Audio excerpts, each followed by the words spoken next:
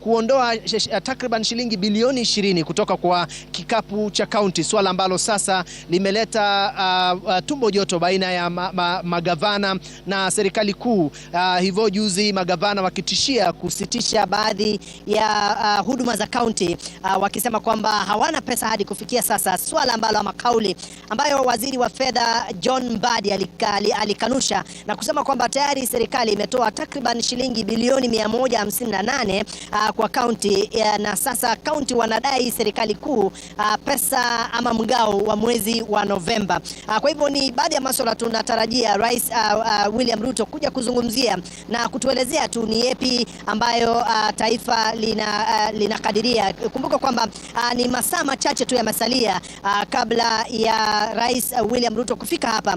Muda mchache uliopita tumeona naibu rais Profesa Kithure Kindiki akitoka ofisini mwake kuelekea upande wangu wa kulia, kumaanisha huenda kwamba anaelekea ikulu kupata wasia 1, 2, 3 na rais kabla ya rais kufika hapa kwa minajili ya kuhutubia kikao maalum cha bunge, ambapo wabunge pamoja na maseneta watakuwa wamekuwa pamoja. Kwa hivyo ni baadhi ya masuala tunayoangazia hapa. Tumekita kambi kabisa, manake kutoka hapa tuna usalama, na kabla tufike kwa kuangazia hali ya usalama ndani na nje ya bunge, ninaye mwenzangu Melita Ole Tenges akiwa kwenye lango kuu ambapo maseneta wabunge wanapitia.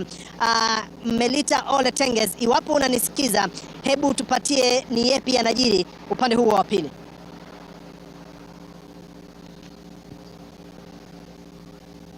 Naam, swadakta kabisa mwenzangu Steven Leto, kama ulivyosema tuko upande wa pili, ambapo hapa ndiko tunataraji kwamba wabunge na maseneta watakuwa wakitumia lango hili kuingia ndani ya bunge la kitaifa, ambapo Rais William Ruto atatarajiwa kutoa hotuba yake kuanzia mwendo wa saa 8:30. Tayari tumepata kuwaona baadhi ya wabunge na maseneta wakiingia humu ndani tayari kabisa kwa kikao hicho. Bado hatujapata fursa ya kuzungumza nao, lakini muda usiokuwa mrefu tutakuwa tunajadili na kujadili kwa swala hili la hotuba ya rais. Ni nini ambayo wanatarajia, pengine ni yapi ambayo wanatarajia kwamba Rais William Ruto atagusia. Kumbuka kwamba ni hotuba ambayo ni pana zaidi, hotuba ambayo inatarajiwa kuguzia sekta tofauti nchini. Kumbuka kwamba kumekuwa na minong'ono kuhusu iwapo mpango wa SHA katika sekta ya afya inafanya kazi kama inavyostahili. Sasa hivi pia kumekuwa na gumzo kuhusu iwapo kampuni ya ndani ambayo imeratibiwa kupewa kandarasi tofauti humu nchini inafaa kupewa kandarasi hizo. Ni masuala ambayo tunatarajia kwamba katika muda usiokuwa mrefu basi tutakuwa tunazungumza tu na wabunge, lakini kama unavyoona pia hali ya usalama hapa imeimarishwa kabisa. Maafisa wa polisi wameshika doria hapa kabisa kuhakikisha kwamba kila kitu itaendelea shwari bila wasiwasi au mushkil wowote. Lakini kama ulivyosema pia Leto, ni kwamba tunatarajia kwamba baada ya Rais William Ruto kuzungumza basi tutakuwa tutapata kusikia kutoka vile kwa wabunge na maseneta kuhusu iwapo wanafikiana na hotuba ya rais kikamilifu. Unamuona mbunge Rindikiri akiingia hapo, lakini kama nilivyosema katika muda usiokuwa mrefu tutakuwa tunazungumza nao hapa kutoka nje ya majengo ya bunge. Lakini kwa sasa naarifiwa kwamba mwenzangu Ben Kirui yuko upande wa pili. Iwapo Ben unanisikia, kwako tujuze yanayojiri upande huo.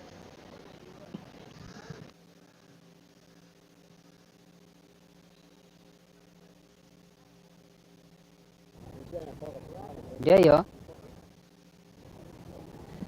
Naam, asante sana Melita Ole Tenges. Katika upande wa pili wa maeneo ya bunge ambapo tumesimama sasa hivi ni barabara ya Parliament Road, ambapo maafisa wale wa bendi ama ukiona maua unaanza kualika ukoko. Ndiposa tunatarajia Rais William Ruto atakuwa anafika wakati wote kuanzia sasa kuweza kuhutubia taifa nyakati za alasiri. Lakini unavyoona ni kwamba maandalizi kabambe yanaendelea. Lakini kando na hayo, kando na maafisa hawa wa bendi au maafisa wale wa parade kuwepo hapa, kumekuwa na uwepo mkubwa wa maafisa wa polisi wa kuweka usalama ili kuhakikisha kwamba kila kitu kinakuwa shwari kabla ya Rais William Ruto kufika katika majengo ya bunge kuhutubia taifa, na tumeweza kushuhudia ni kwamba kila mahali katika barabara ya Parliament Road, katika zile barabara ambazo zinaelekea katika majengo ya bunge yameweza kufungwa tayari ili kuhakikisha kwamba kila kitu kitakuwa shwari, na pia kuhakikisha kwamba hali ya usalama utakuwa umedumu nje ya majengo ya bunge. Unapokumbuka ni kwamba kulikuwa na vikundi kadhaa ambavyo vilikuwa vimeashiria kwamba vitakuwa vikifika hapa kufanya maandamano ya amani, lakini mkuu wa polisi ama inspekta mkuu wa polisi Douglas Kanja akiweza kupiga marufuku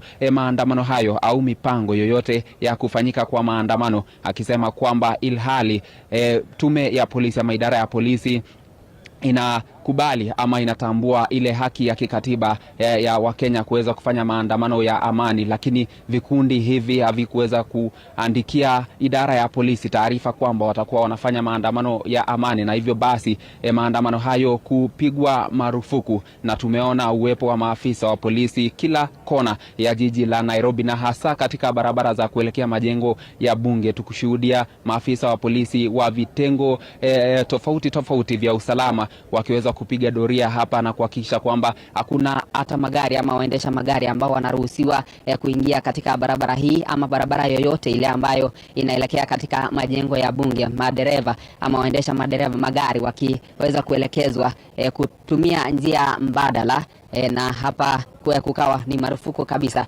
Na tumeshuhudia pia maafisa wa polisi ambao walikuwa wamevalia kiraya wakipiga doria nje ya majengo ya bunge na ama katika barabara zingine ambazo zinaelekea hapa, na pia katika mji huu wa Nairobi, tukipata kwamba yote ama wale ambao wanakongamana kwenye vikundi wakitawanywa, wakiambiwa kwamba ni ilhali kuweza kuandaa maandamano hayo bila ya kutoa notisi kwa idara ya polisi. Kwa hivyo ndivyo hali ilivyo katika barabara hii, hali ilivyo katika barabara ya Harambe Avenue na vile vile City Hallway, zile tu barabara zote ambazo zinaelekea hapa, usalama ukiimarishwa kabisa. Hata ingawa ilikuwa ni asubuhi ya kibaridi kikali au mvua manyunyu, maafisa hao walikabiliana na hali hiyo na kuhakikisha kwamba kila kitu kitaenda sawa siku hii ya leo, siku ya mustakabali wa taifa, ama siku ambayo Rais William Ruto anatoa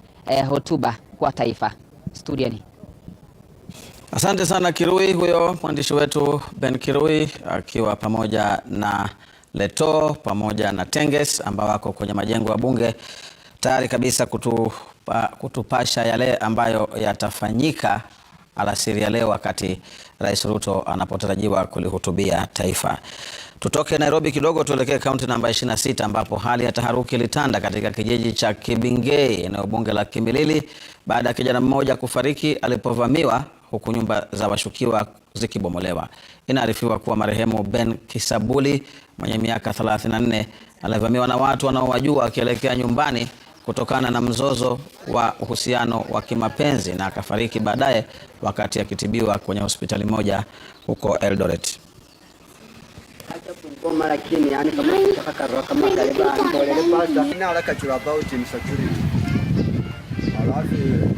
Kufikia jana tumepata simu, huyu kijana Ben Kisabuli alikuwa amekuwa admitted pale Eldoret Top Hill Hospital.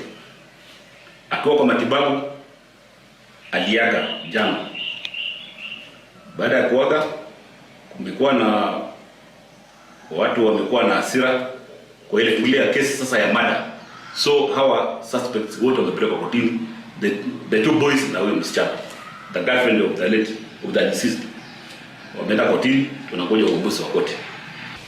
Ben Otioni Wenya ni kijana ambaye anafanya kibarua Nairobi, lakini alipokuja akapatikana akashikana na huyu msichana anaitwa Maria ambaye ni mwanafunzi wa kitatu cha tatu katika shule yetu ya sekondari ya Nashanda. Ndio sababu huyu msichana vile aliona akachua M-Pesa akaenda akakomboa vijana. Sasa huyu alipokuwa anatoka pengine kujiburudisha kidogo, anaenda nyumbani na wanawafamia. Walikuwa vijana wawili, lakini wakatake ule mwenye alikuwa amepangiwa, ndiye akakatakatwa akapigwa, na baadaye familia ikamrokota saa 4 ya usiku. Zaidi ya wanafunzi 400 wa shule ya Anointed Academy huko Embakasi South watalazimika kutafuta mahala mbadala pa kusomea baada ya shule yao kubomolewa. Mbunge wa eneo hilo Musili Mawadhe anasema kuwa shule za kibinafsi zinanyakuliwa ardhi zao na kusababisha msongamano katika kituo cha kijamii cha Mukuru.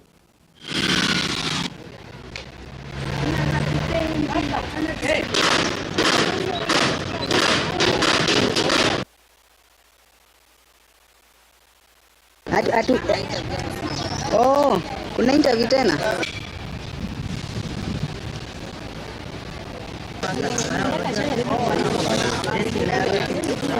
Hawa jamaa wanaopiga simu hapa wanasema ya kwamba ati hiyo shule Anointed isitoke hapo na hiyo structure isitolewe hapo.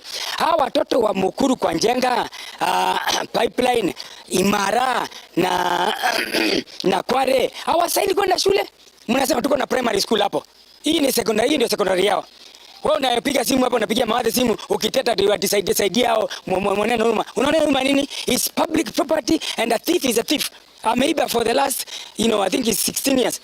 Kwa hivyo watoto wetu wa Imara daima wanastahili kwenda secondary pia. Sisi tunamalizia shule primary na hapo ndio tunaweka secondary yetu. Imara daima secondary school inajengwa hapo. It's a public property na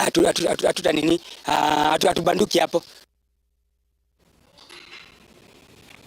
Turejee studioni mimi nipate fursa ya kumeza mate kabla ya kurejea na taarifa zilizosalia.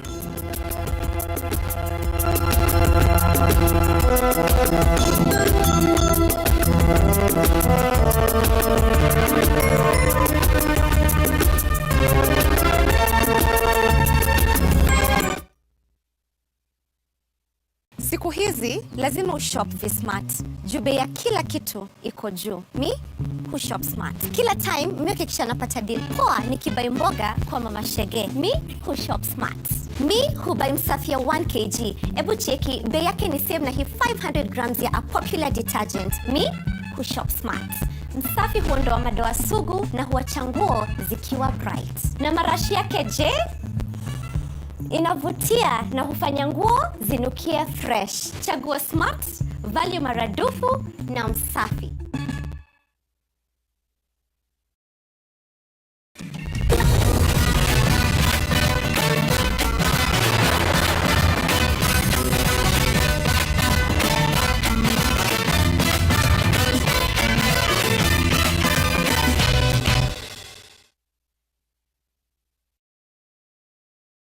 Badia. Naona mazao yake yanaonekana vizuri kabisa. Si ni dawa ya Orpego nilipatia ya kuangamiza ugonjwa wa baridi kwa viazi. Na umevaa hivi? Nifuate.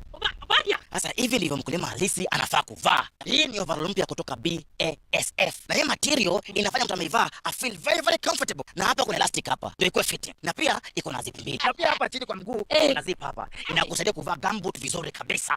Hii overall imeidhinishwa na ISO. Hata wewe mkulima, nunua hii overall mpya kutoka BASF. Inapatikana kote nchini katika duka la Agrovet karibu nawe. Kote nchini mbele tuendelee,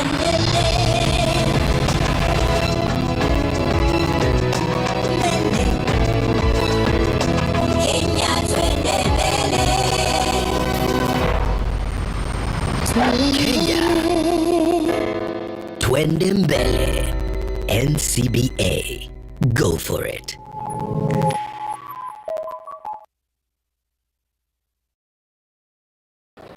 As a parent, you want your little one to experience all that life offers. To touch the world with an open heart and curious mind. But the world, for all its beauty, holds unseen dangers. Germs, bacteria, tiny threats, waiting on every surface. Dettrex protects you and your family from disease-causing germs. That's why I choose Dettrex. Allow you the freedom to be yourself all day long. Dettrex, endorsed by Kenya Progressive Nurse Association. Bidhaa bora kutoka Pwani Oil Limited.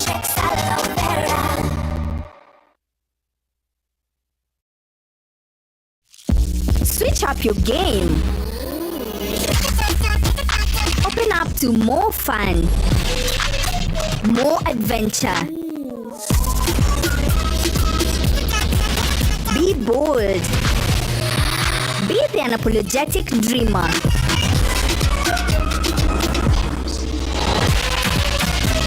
Because you deserve more. Pepsi, thirsty for more.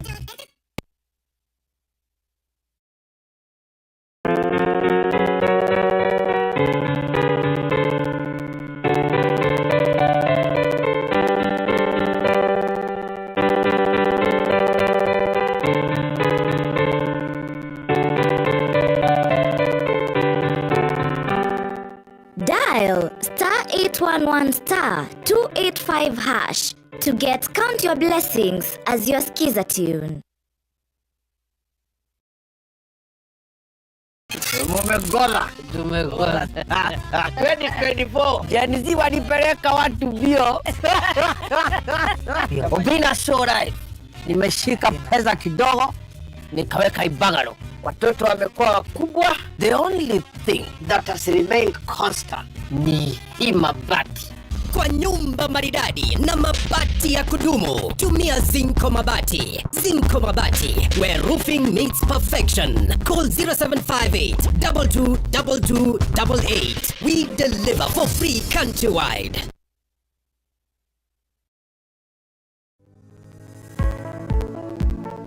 Hello everyone, my name is Mercy Omoto and I'm delighted to welcome you to the Hapa Women Summit with the new dates being 22nd and 23rd of November 2024 at the Mudu Beach Hotel and Spa. We welcome all the young women, entrepreneurs, corporates, government bodies to be part and parcel of this wonderful event. You're welcome and see you in Mombasa on the 22nd and 23rd of November. View Travel. Dream, explore, discover. Whenever you fly to space or take your first step as baby, Soft Care always stays with you. New Soft Care Space Series is rooted from space technology. Keeps you dry and comfortable for 12 hours long. Offers you the most effective protection during your space journey. Soft Care. Protect your leap.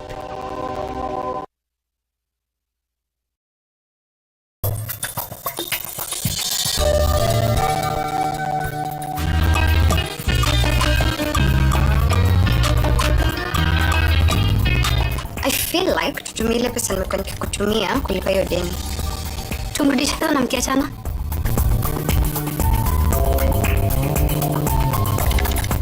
Enjoy the convenience of automating your regular payments with M-Pesa Ratiba, the easy-to-use mobile standing order service from M-Pesa. Download the M-Pesa app or dial *334 hash.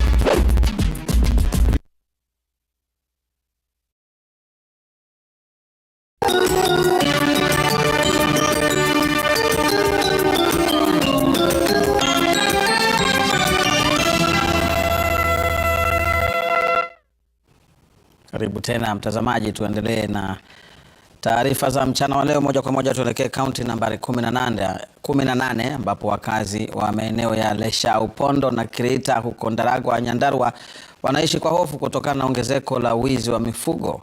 Inaarifiwa kuwa wezi hao wanalenga nyumba za wakongwe, wajane na watu wasiokuwa na uwezo wa kujitetea na kuiba ng'ombe, mbuzi na hata kuku.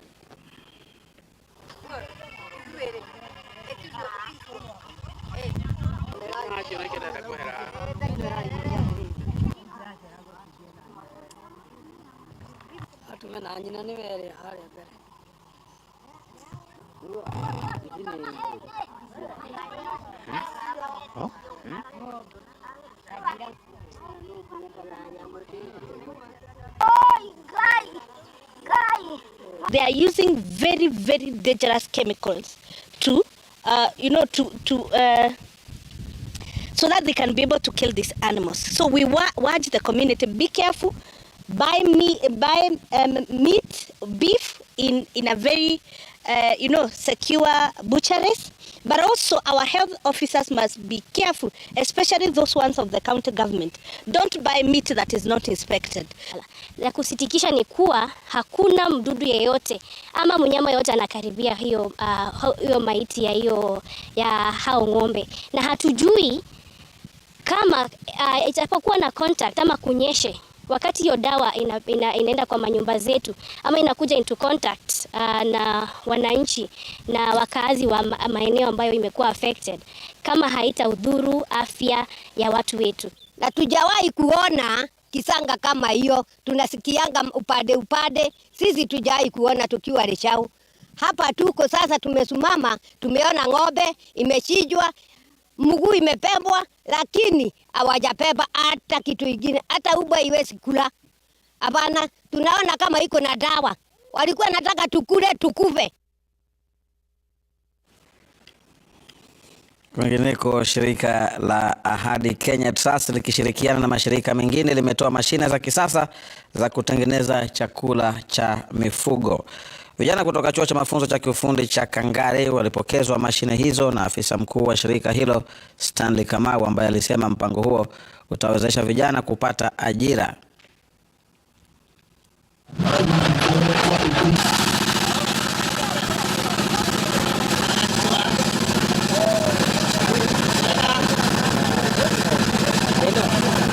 Thank you.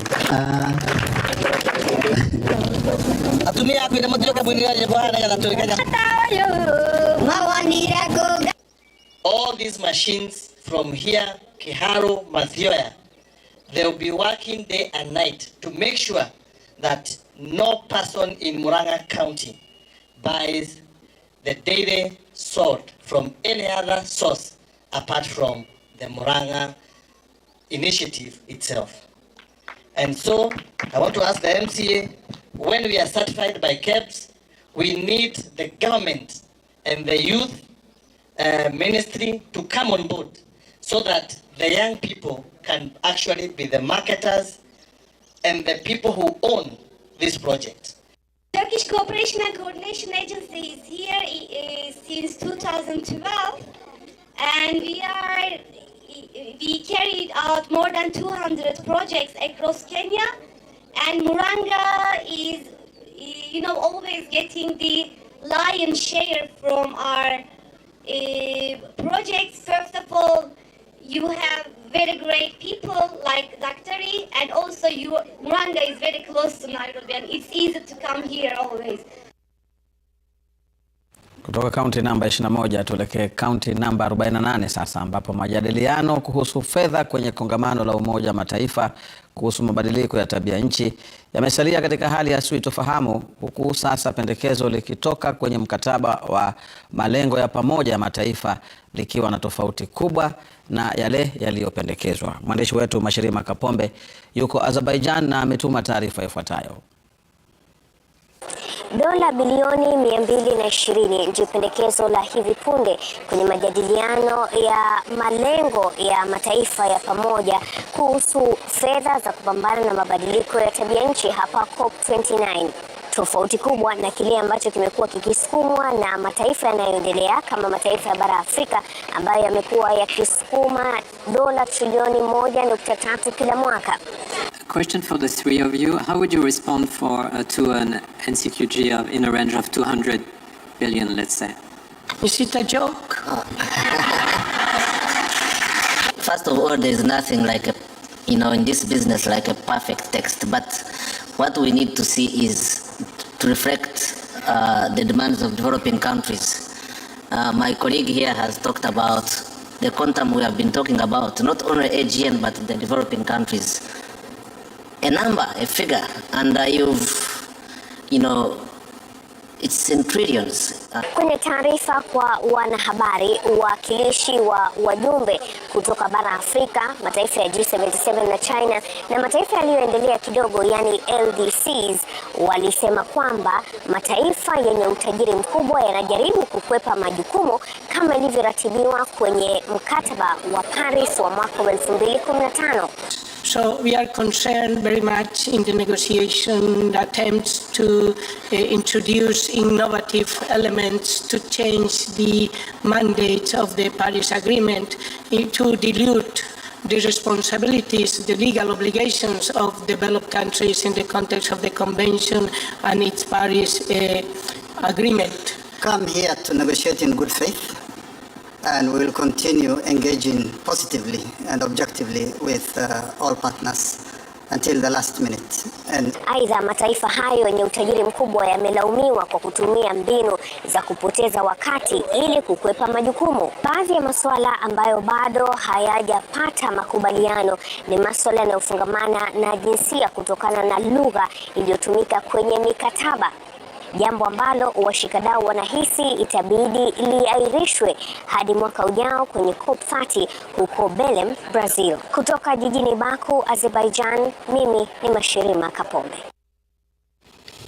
Tumerejea hapa Nairobi ambapo wafanyabiashara na wakazi wa miji ya Maralal, kaunti ya Samburu wanalalamikia kuzorota kwa usalama katika mji huo, visa vya wahuni wanaojihami kwa bunduki wakivamia maduka na kuwaibia wafanyabiashara. Mwanahabari wetu Boniface Barasa anatuarifu zaidi kutoka gatuzi la Samburu. Ni kanda ya kamera za siri za CCTV zikiashiria matukio ya wahuni waliovamia duka la jumla la Umbrella hapo jana majira saa 1 usiku kabla kuwatishia wafanyikazi wa duka hilo kwa bunduki na kutoweka na zaidi ya shilingi 200,000. Jana at around 7:30 watu watatu walikuja, wawili wakaingia kwa duka. Nikiwa tu nimetoka kwa kiti yangu kidogo. Then after wameingia, kulikuwa na mwenzangu alikuwa ameketi pale, akatolewa haraka, akasongeshwa kidogo. Wakatoa cash box pale, wakachukua pesa about 236,000. Sasa tutaendelea lini kama Wasamburu? Sasa yenye mimi ningependa kuambia governor na securities waamke wang'ang'ane kutafuta wezi. Juzi maduka 2 saizi zimefunjwa na hakuna kenye tumeona ikitendeka. Ni kama imekuwa jambo la kawaida. Sasa mnataka tuendelee lini? Matukio haya yakiwatia hofu wafanyi biashara na wakazi wa mji wa Maralal na viunga vyake. Wiki iliyopita wahuni hao wanaaminika kuvamia duka la jumla la Prime kabla kuwatishia wafanyikazi wa duka hilo kwa bunduki na kutoweka na zaidi ya shilingi 100,000. Pia vile mfanyi biashara mwingine katika eneo la Rangau akivamiwa na kutishiwa kwa bunduki. So hii mambo imekuwa hatari sana. Jana hii incident ili happen kabla ya saa 2 ya usiku. Hao vijana walipora Umbrella Mall na ni juzi tu hii wiki tu bado walipora Umbrella Prime, and the other week pia walikuwa hapo Saidi Aloekas. So mimi nashangaa sana na kikosi ya usalama ambayo inafaa kuhusika nayo. Kwa hizi wanakuja kitu kama saa 2 hata saa 1 wanakuja wanaifa tu kabisa na wateja wakiwa wanaangalia. Kwa hivyo serikali ziangalie kabisa Maralal hatuna security. Wakazi wa mji wa Maralal na viunga vyake wanapolalamikia kudorora kwa usalama, kamishna wa kaunti ya Samburu John Cheriot amewahakikishia wakazi wa mji huu na viunga vyake kuwa tayari maafisa wa usalama wameanzisha uchunguzi kufuatia visa hivi vya ujambazi. And as a security committee we have done a lot and we still do a lot to ensure that we have the town is safe. In as far as the incidences of the 2 incidences, we already have 1 person in custody assisting the police with investigation. And 2, we have impounded 1 motorcycle. Hata hivyo vikosi vya usalama vinapotoa hakikisho kwa wafanyi biashara na wakazi wa mji wa Maralal na viunga vyake kuwa wamo mbioni kuwasaka majambazi hao, kikubwa wanachohitaji wafanyi biashara na wakazi ni kukomeshwa kwa visa hivi vya ujambazi ambavyo vimechipuza upya. Boniface Barasa, Runinga Citizen, gatuzi la Samburu.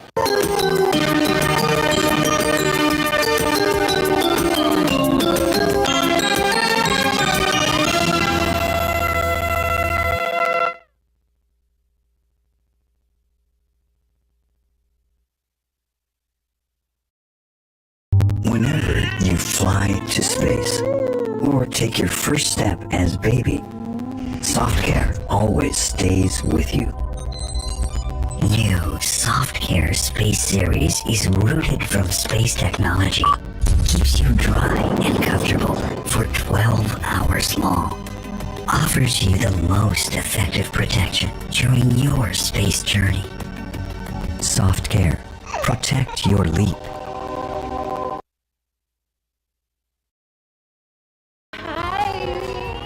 Ngozi yako ina glow. Nilijipaka mafuta leo asubuhi nikikam, lakini skin yangu ishaparara and it looks so dull. Sis, see, it's the new Nice and Lovely Lemon Extract Body Lotion. Hii ndio secret yangu to a moisturized and bright skin. Usimix. New Nice and Lovely Lemon Lotion, enriched with vitamin C and sunflower seed oil for 48-hour nourishing glow and brighter skin. Try Nice and Lovely Lemon Lotion today.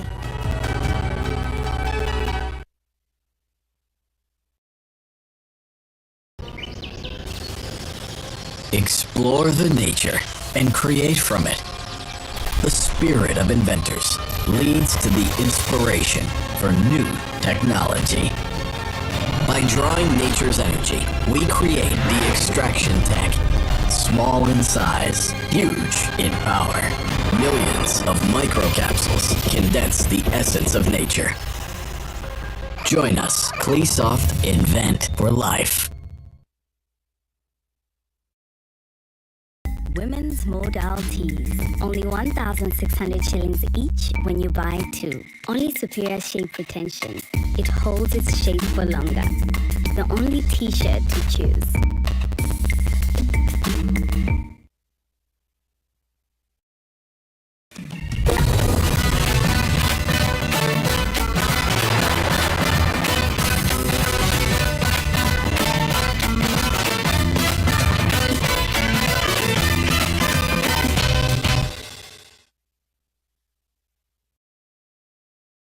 Embark on a journey into excellence. Step into a world where our customer-friendly staff isn't just knowledgeable, they're your partners in making the right choice for your dream roofs.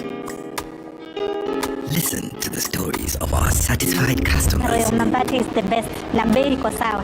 Na quality iko poa. Royal Mabati Factory. Excellence redefined.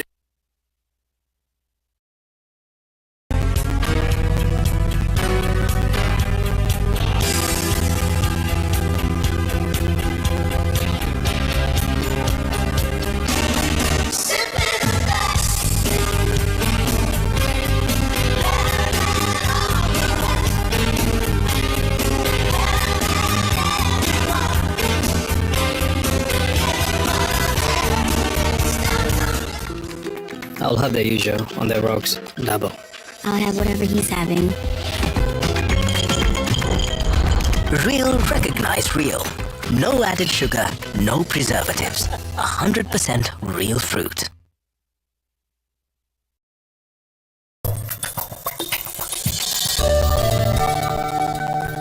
Hata hungejisumbua. Sijajisumbua.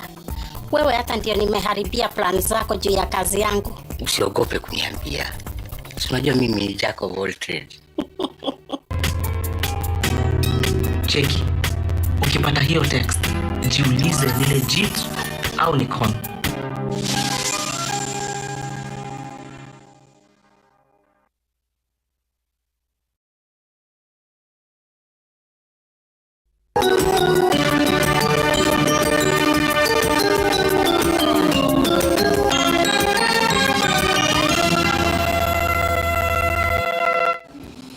Karibu tena mtazamaji, tukielekea ukingoni mwa taarifa zetu ni kwamba maafisa wa afya nyanjani watakwenda nyumba hadi nyumba kuwasajili wananchi kwenye bima ya SHA. Katibu katika Wizara ya Afya Mary Muthoni anasema kuwa kufikia jana watu milioni 8 zaidi wamesajiliwa kwenye bima hiyo. Aidha, watu milioni 6 wamehamishwa kutoka bima ya NHIF hadi SHA. Muthoni alikuwa akiendesha shughuli hiyo katika kaunti ya Machakos.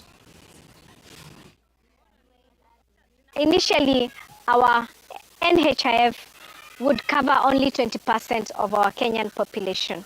Right now, we are rolling out to enroll each and everybody, the 55 million people. We are not leaving anybody behind. This is a bottom-up approach. Anybody who is earning salary of 30,000 and below, they will be paying lower than they have always paid at NHIF. Tuelekea kaunti namba 43 ambapo serikali ya kaunti ya Homa Bay imetoa jumla ya shilingi milioni 40 kuboresha sekta ya bodaboda. Akizindua ufadhili huo kwa vyama vya akiba na mikopo, gavana wa kaunti hiyo Gladys Wanga amepongeza juhudi za wahudumu hao kuimarisha uchukuzi hasa katika maeneo ya mashinani. Kulingana na Wanga, lengo la serikali ya kaunti hiyo ni kuimarisha sekta hiyo ambayo imeajiri vijana wengi.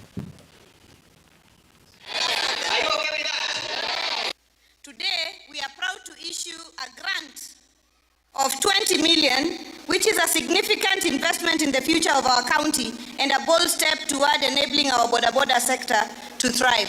This 20 million is part of another 20 million that we'd already given. So we now have given out to our boda groups a total of 40 million shillings, 1 million shilling per ward, which is a promise fulfilled. This sector has become a significant source of employment, particularly for our youth. It has empowered many to achieve financial independence and support to their families. As we acknowledge their contributions, we must also address the challenges they face, which is limited access to affordable financing, safety concerns, lack of adequate training, and infrastructure. During phase 1 of this program, we saw firsthand the transformative potential of targeted financial support. Through the grant, many boda operators were able to acquire new motorbikes, expand their businesses, and improve their livelihoods. The impact has been profound. Kutoka kaunti namba 43 tuende kaunti jirani namba 44 ambapo wafanyabiashara wadogo katika eneo la Awendo huko Migori wamepinga mpango wa ujenzi wa soko la gharama ya shilingi milioni 350 katika eneo hilo, mradi unaofadhiliwa na Benki ya Dunia. Wafanyabiashara hawa wanasema kuwa mradi huo utavuruga biashara zao na kuwahamisha kutoka eneo ambalo wametumia rasilimali zao kwa miaka mingi.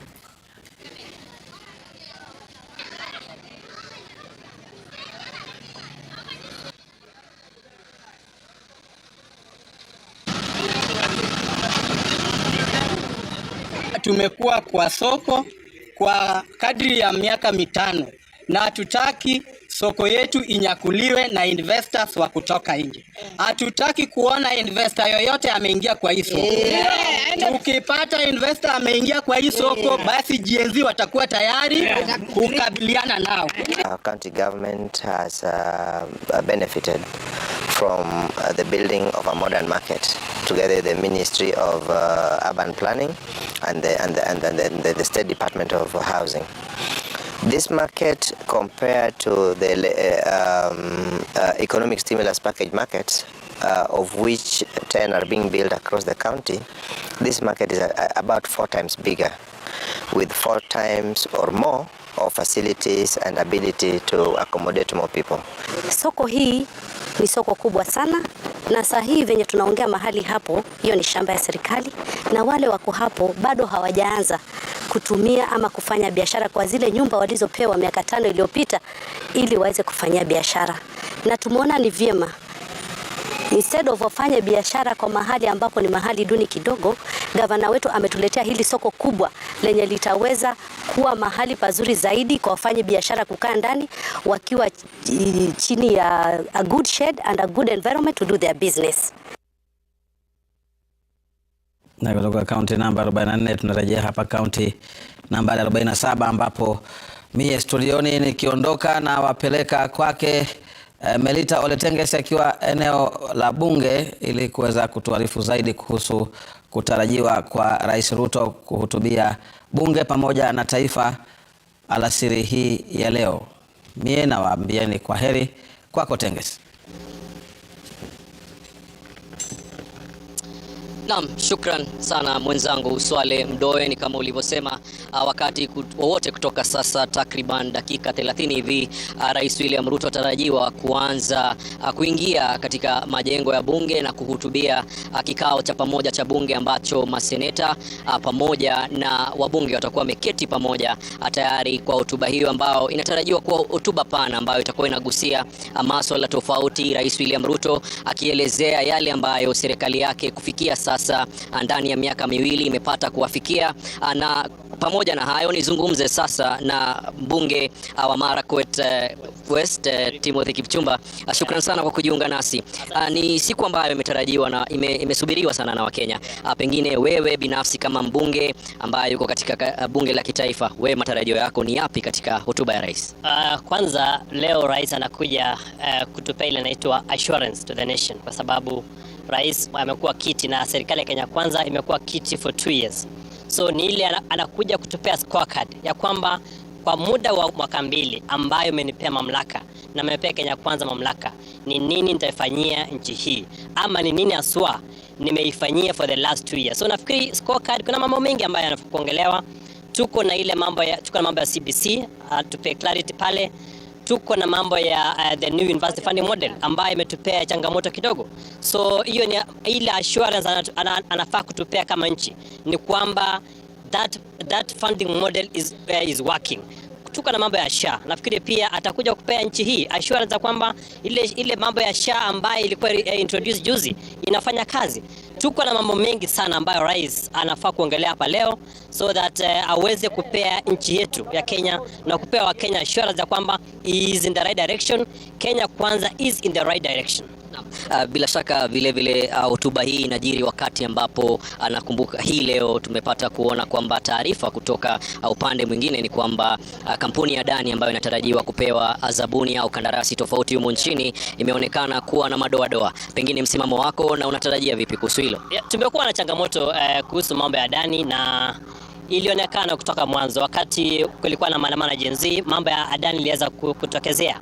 Na wakati huo kulikuwa na watu walikataa kidogo, wakasema kwamba hiyo deal haikuwa sawa ama ilikuwa na challenges. So tumeona leo ya kwamba pale Amerika kuna warrants of arrest imekuwa issued against Adani na hiyo kampuni yake. So hilo ni jambo kwanza. Rais pia anafaa kusema kwamba mambo ya public private partnership, so that tuweze kuipata vizuri kama nchi na kuassure nchi ya kwamba ile deal ambayo Adani imeweza kuingia na serikali kwa mambo ya JKIA, kwa mambo ya Ketraco, kwa mambo mingi is a deal that was entered for the best interest of Kenyans. Nafikiri hiyo assurance ya rais ni ya maana sana kusema this is the direction we are taking and it is the right trajectory for this country. Naam, bila shaka vile kabla ni kuruhusu uondoke, kumekuwa na swala la operesheni ambayo inaendelea kule Haiti, na hivi jana tulipata kuona kwamba ni mpango ambayo vile tumeshuhudia kwamba serikali ilikuwa inatoa fedha kuhusiana na operesheni hiyo, na ni jambo ambalo Wakenya wangepata kujua sana ni kwa nini au ni vipi ambavyo hili lilijiri. Unakumbuka kwamba mambo ya ambao askari wetu waliweza kutuma Haiti pia imekuwa controversial, na ni jambo nafikiri pia rais itabidi aongelee, so that atueleze kwamba was there value for money. Hata kama ilikuwa UN resolution, was there value for money? Because jana tuliambia kwamba shilingi bilioni 10 iliweza kutumika pale, ikatumwa in advance. So kama nchi, as a member of the international community, tunafaa pia kuambia kwamba inafaidi nchi kwa njia gani. So those are the questions that I think the president will address, but I have confidence ya kwamba hako na majibu na ataweza ile amana zaidi. Kuna social attacks against the government ambao umeziona kila mtandaoni, kuna political attacks ambazo ziko pale. What we want today is an assurance and a reassurance that the country is heading in the right direction. Shukran sana Mheshimiwa Tim Kipchumba kwa maoni yako. Mheshimiwa Dan Wanyama, shukran sana kwa kujiunga nasi hapa Citizen TV. Maoni yako tu kwa kifupi, pengine hii leo wewe unatarajia nini kutokana na hotuba ya rais? Yale ambayo tunatarajia siku ya leo ni kwamba rais lazima atoe hotuba kulingana na kazi ambayo amefanya tangu achaguliwe, na kama mwana Kenya ambaye niko katika nchi hii ni wazi kwamba kuna mambo mazuri ambayo yametendeka. Tukiangalia hali ya walimu ambayo ilikuwa haijawahi andikwa kwa muda mrefu, imeandika walimu zaidi wanaelekea 100 na thousands. Tukiona hali ya njaa mwaka huu tangu rais achukue uongozi, shida ya njaa imeenda chini. Sasa tunaona kwamba kuna mwelekeo ambao amechukua, na mimi naona kwamba hata sarafu ya Kenya kuweza kudhibiti kulingana na ile ya Amerika, ambayo hiyo inaonyesha kwamba uchumi wa nchi hii unaendelea ukimarika. Lakini mheshimiwa, wakati ambapo tunazungumzia gharama ya maisha kurudi chini, Wakenya wanahisi bado hawana pesa mfukoni. Pengine wewe unaona kwamba kuna mikakati mahususi ambayo serikali hii ya Kenya Kwanza inatarajiwa kufanya ili kuhakikisha kwamba Wakenya sasa pengine wanajigamba na kusema pia sisi tunahisi kwamba gharama ya maisha imerudi chini? Kwamba muelewe kwamba wakati rais amechukua ushukani, uchumi wa nchi hii ya Kenya ulikuwa umeenda chini sana. Na tuseme ukweli wa mambo, hata mtoto akizaliwa hawezi tembea kesho yake. Ni mikakati ambayo tumeweka, rais ameweka. Inaonekana kwamba vile sarafu ya Kenya inaendelea kukua na nguvu, hiyo ni dalili tosha kwamba Kenya na uchumi na hali ya maisha ya wananchi inaendelea kukua afadhali kidogo. Naam, shukran sana mheshimiwa kwa kauli yako hiyo. Bila shaka ni kauli za wabunge ambao wanaingia bungeni tayari kwa kikao hicho na hotuba hiyo ya Rais William Ruto, na bila shaka tutakuwa tunazungumza na wengine zaidi ili tukupata ni yapi ambayo wanatarajia kabla na baada ya hotuba ili kuleta tu picha nzuri na picha ambayo itakuwa inazungumzia matarajio yao. Lakini kwa sasa naarifiwa moja kwa moja kwa mwenzangu Stephen Leto upande wa pili. Stephen. Thank you, Melita Oletenges from the side B of Parliament buildings. Indeed, a few minutes from now, President William Ruto will be making his way to the chambers of the National Assembly for a joint sitting to make his State of the Nation address, to highlight the government's agenda for the remainder part of this financial year and probably highlight what the government has already done. Of course, we keep on the tabs on what is happening in and outside Parliament. When there was threats of some pockets of, you'll call it threats of protest, we are yet to see some in the Occupy Parliament today, but security has been heightened inside and outside Parliament. But very quickly, I'm joined by two members of Parliament just to take stock of what we expect from President William Ruto's speech. To my right is Pokot South Member of Parliament David Kosing, and to the far right is Embakasi South lawmaker Julius Mawade, all joining me to take stock of what we expect from President William Ruto's speech. You are a chair of a committee of Parliament, an oversight committee. Yes. You've been handling a lot in terms of government parastatals and government ministries. Yes. From your point of view as a chair of a watchdog committee of the National Assembly, Yes. what do you expect from President Ruto this afternoon? My good brother Leto, we expect the president coming to Parliament when we would say he's coming at a time of mixed bag, right?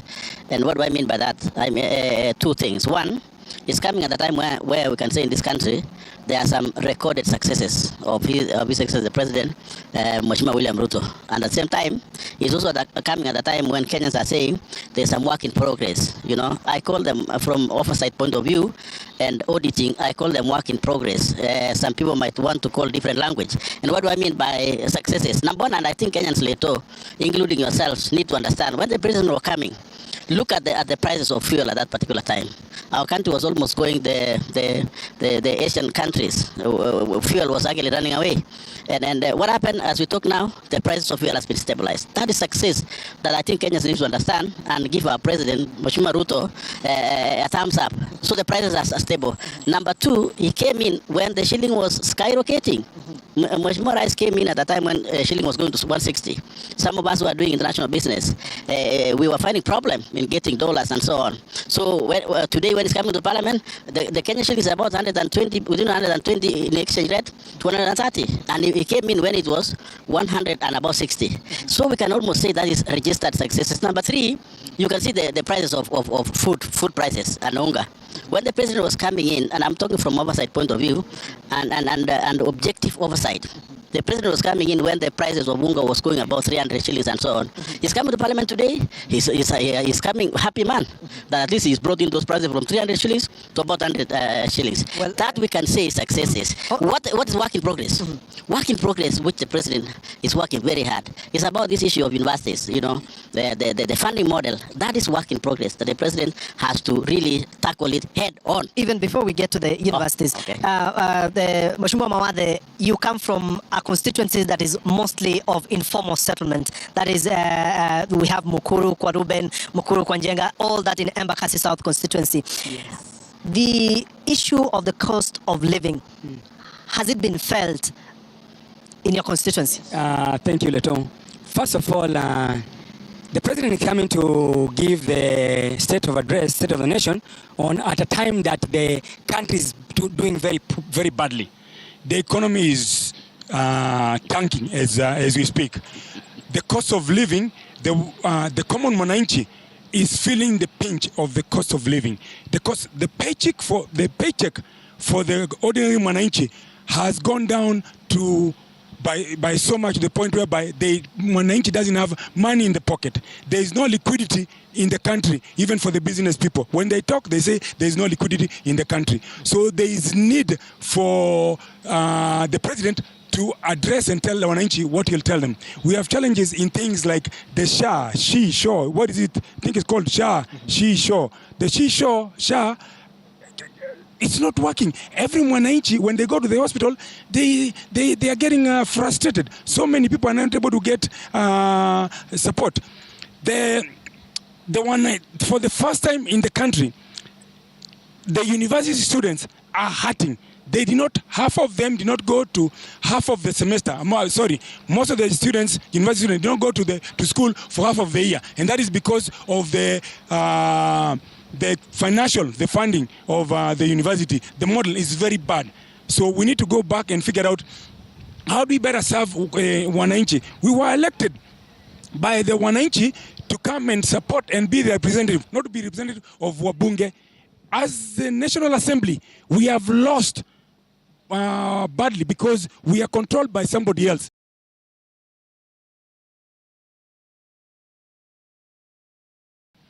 Well, there is need for us to be able to be independent. There are supposed to be three arms of government. That is the judiciary, the executive, and the National Assembly. The National Assembly is under siege. We are not independent. Orders come from somewhere else, and then we come and follow and implement what we are given through the orders. So there is need to change and go back to a true democracy that has three arms of government. Well, very quickly, before I get to my colleague who is also joining us shortly, yes. Emmanuel To. But before we go to Emmanuel To, then as a watchdog yes. Committee of Parliament, yes. What is this that we are expecting in terms of the address of the pilferage in government agencies? Leto, and the president, that's why I'm calling work in progress. And if somebody is saying that Parliament has failed, then I'll ask that person to resign. You know, it's quality. Let me tell you, Leto, we should take responsibility in this country. So if you feel that you have failed, then actually you exit. You actually resign. I'm wondering members of Parliament who are saying that Parliament is being controlled and so on, and then they still earn money being in Parliament. They should actually give a break. What I'm saying is that in terms of pilferage, that's what I'm saying, work in progress. Work in progress.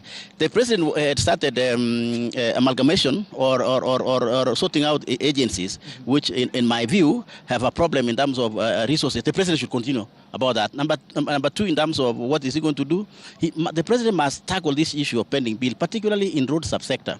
There was a proposal by the minister, both ministers, Minister of National Treasury and Minister for Roads, that is Honorable Chichir, about securitization of fuel levy to get money to pay a pending bill of about 200 billion. The president need to take that one heads on and move it quickly, because once that is done, in fact, what Mawathe and others are saying, that there is no money in Mwananchi, the money will come. People will feel the money when you do roads, because that is what touches everybody, even in my constituency. So the president need to really work on that. This issue of SHA and so, yes, it's a problem. And my view is, as an oversight and from audit perspective, my view is something will work. When something is new, Leto, you expect some, technical problems. My view is, as an auditor, hold the thought there. That thing will work. It's about time. It's a matter of time, Leto. Hold it there, because we need to get what is happening on the other side. Let's now join our own Emmanuel To, who is on the other side. Emmanuel To, if you can hear me, over to you.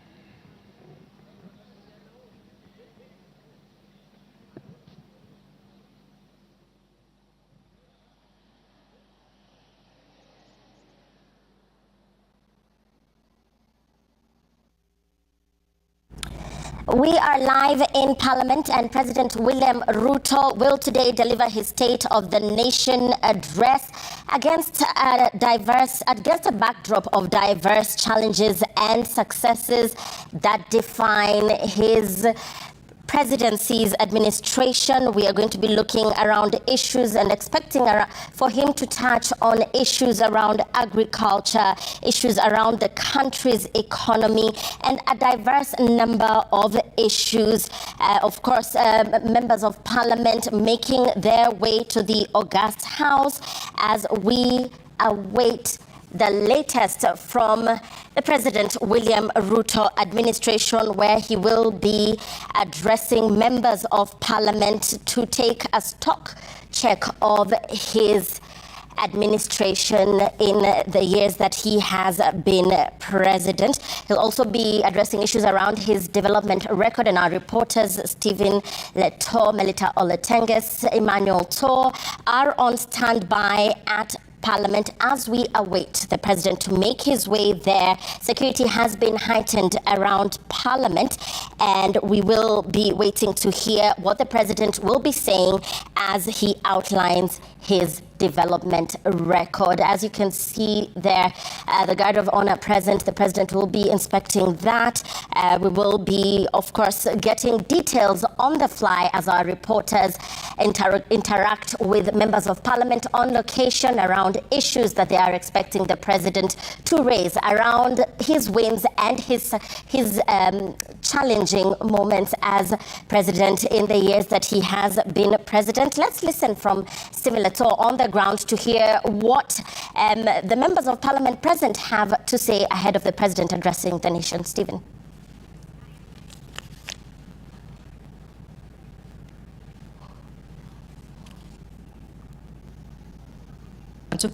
Mic check. I'm okay. Mic check, mic check.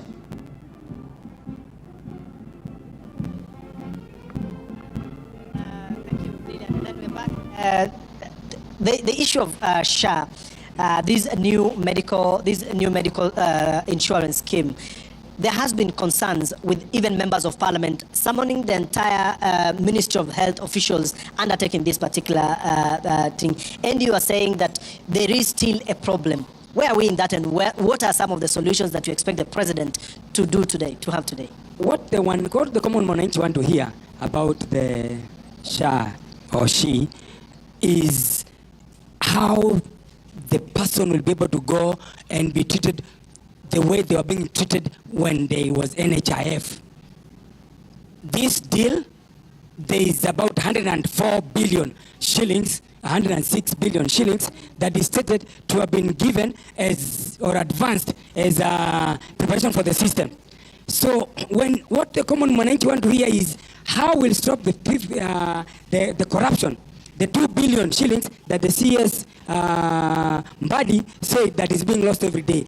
What common mwananchi wants to hear, how that 2 billion shillings will stop being lost. What the common mwananchi wants to hear is about the taxes, the tax cuts. Hold it there. We are seeing the tax cut motorcade for President William Ruto making its way to Parliament buildings. And my colleague on the other end, we are bringing you live pictures of the happenings outside Parliament as President William Ruto makes his way to the National Assembly chambers for a joint sitting of the Senate and the National Assembly. There we have it. Of course, the first business will be inspecting the Guard of Honor mounted just outside the gates of Parliament. And so let me hand it to our viewers to get to see what is happening on the front side of Parliament.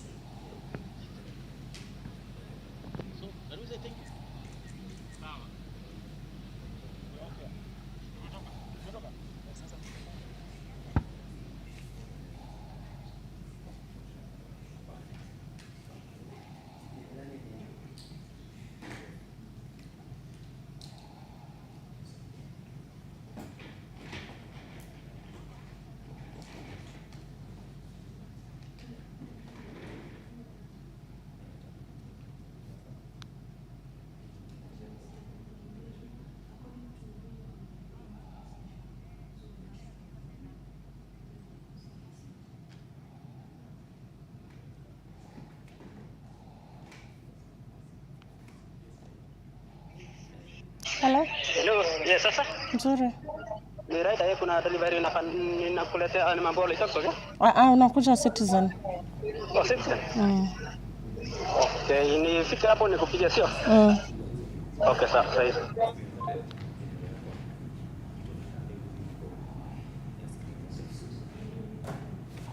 Should I talk?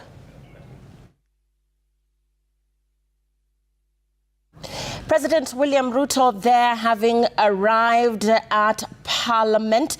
The president expecting to deliver his State of Nation address, and as you can see, he has arrived. He's flanked there by his security as he prepares to inspect the guard of honor. Now, this year's State of the Nation address comes 2 weeks after the swearing in of Deputy President Professor Kithure Kindiki. The president is expected to address measures to achieve, among other issues, national security, national values, and also highlight achievement of his administration, such as the new rollout and uptake of the new social health insurance fund that replaced the National Health Insurance Fund. And we will be waiting to hear what else the president will be highlighting on the State of the Nation address, which we are expecting to happen very soon after he enters Parliament buildings. That is what we are waiting for. Of course, this being the first of his State of the Nation address after he got a new deputy president. We will be waiting to hear issues around his administration's scorecard as well. And this being a new development in his administration, of course, very keen to hear what members of Parliament present as well as the Senate will be taking from his State of the Nation address in terms of his successes and challenges that his administration has faced. We are awaiting the president's entry into Parliament buildings. Let's listen in to what is happening as of now.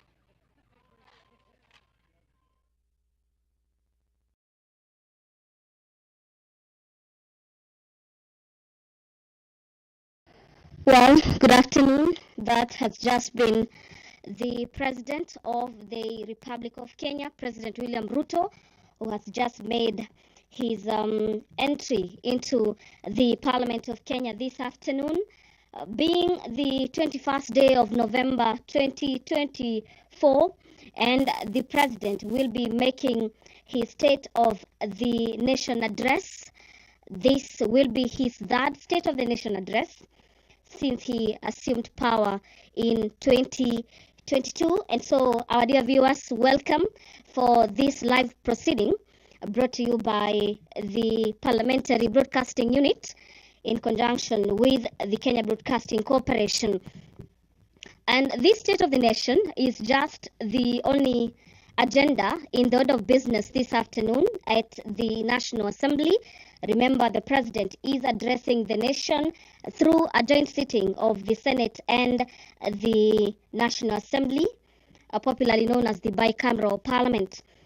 And in the order of business this afternoon, immediately after the President makes his way into the chamber this afternoon, we'll be having a prayer session, and equally that will be followed by convocation by the Speaker of the Senate, as well as by the Speaker of the National Assembly.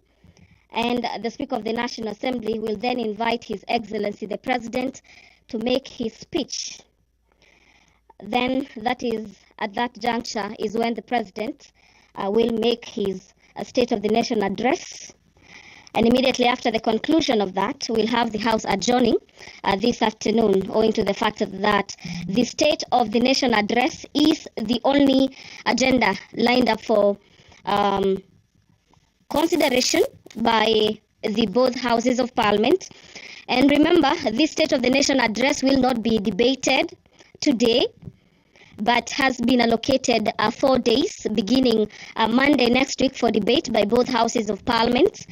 And according to the ruling by the Speaker of the National Assembly, is that the President of the Republic of Kenya will be heard in silence by the members of the National Assembly as well.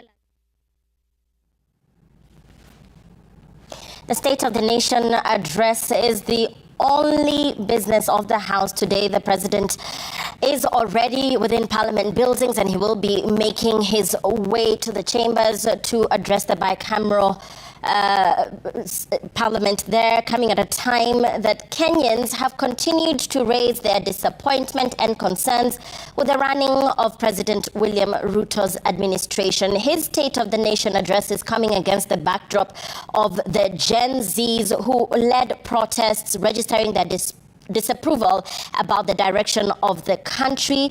And against this backdrop, the President moved to sign the contentious Finance Bill 2024. Rather, he declined to sign the contentious Finance Bill 2024, but there's now growing concern from sections of the society that it is being reintroduced through a constant stream of new taxes. New taxes imposed of Kenyans continue to be a cause of concern, and the church has also recently joined in the debate, demanding better governance and calling for restoration of hope amid deepening political, social, and economic challenges. We also know that discontent has revolved around decisions made in major sectors, some of the key concerns being raised in the health sector, education sector, security, as well as the state of the economy. Now, religious leaders are also very strong in accusing the Ruto government of reneging on its promises, especially on issues such as security in the country, issues to do with abductions, disappearances, and femicide. This, a thought that also lies within the human rights bodies and human rights groups, who also say that the Ruto government has been lax in addressing issues to do with abductions, disappearances, and femicide. We will also be waiting to hear what the president speaks on the issue of the SHIF rollout. It will be interesting to hear what the president says about it in the wake of thousands of patients complaining that the system is not working and that the shift in itself is causing havoc within the health sector. Many Kenyans saying that they're being turned away from health facilities, even as these health facilities complain of debts that are owed to them. President William Ruto has assured that 2.5 billion shillings will be disbursed in the coming week to pay debts owed to hospitals and service providers by the defunct National Hospital Insurance Fund. Therefore, these are some of the issues that we will be waiting to hear the president address. Of course, concerns as well in the agricultural sector. Of course, the country heavily relying on the agricultural sector for its economy, and we will be waiting to hear what the president has to say about this as well. So a number of issues, most of them around the president's development record, his scorecard, and this year's address coming 2 weeks after the swearing in of Deputy President Professor Kithure Kindiki, who took over from the former Deputy President Rigathi Gachagua. Pictures we're getting from outside Parliament buildings are of tight security. Security has been heightened around Parliament and its buildings, but the president, as we have seen in previous footage that we have been bringing to you live from Parliament, is that the president has made his way into Parliament buildings. We are waiting to hear the president address measures taken to achieve national security, national values, and also highlight achievements of his administration. And we will be waiting to hear what that will be. We have learned from Parliament that there will be no debate held after the president delivers his State of the Nation address, and the only matter before the bicameral house this afternoon is the State of the Nation address. We're going to be bringing you the proceedings live from Parliament. Our reporters are on standby to give us details surrounding the reactions from members of Parliament present, the National Assembly, the Senate, members of Parliament present and the Senate as well, this being a bicameral sitting, as we await the President's State of the Nation address, this being the 21st of November 2024. Let's listen in to what's happening within the August House. The president to speak on matters health reforms. Remember, we are just shy away from the implementation of the SHA or SHIF, if you may like, on matters to do with the transforming the health sector, and we'll be expecting the president to address the nation in regards to how his government is looking into transforming the health sector and ensuring that every other Kenyan is accessing their health rights as enshrined in the Constitution, as well as matters agriculture in the areas of farming, as well as manufacturing. So this afternoon, all eyes, the whole nation is currently watching a Parliament of Kenya this afternoon to hear from the president, who is mandated through the Constitution to address the nation every year. This is pursuant to Article 132, subsection 1 of the Constitution, that provides for the president to address a sitting of Parliament once every year. And our dear viewers, Article 132, subsection 1B and C further dictates that every year the president is expected to report in an address to the nation on the measures taken to achieve the realization of the national values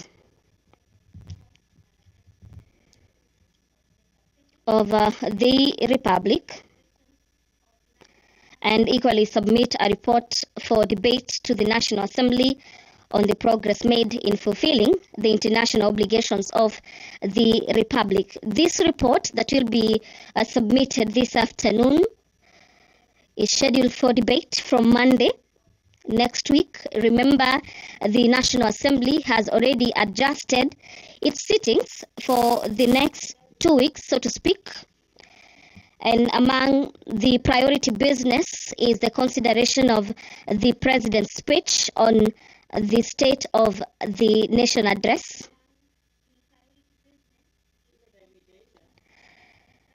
This year's address is coming technically about a fortnight after the swearing in of Deputy President Professor Kithure Kindiki. And we expect the President to address the measures taken to achieve the matters of national security, national values, and also highlight the achievement of his administration, such as the rollout as well as the uptake of the new Social Health Insurance Fund, popularly known as SHIF, that replaced the National Health Insurance Fund, also known as NHIF.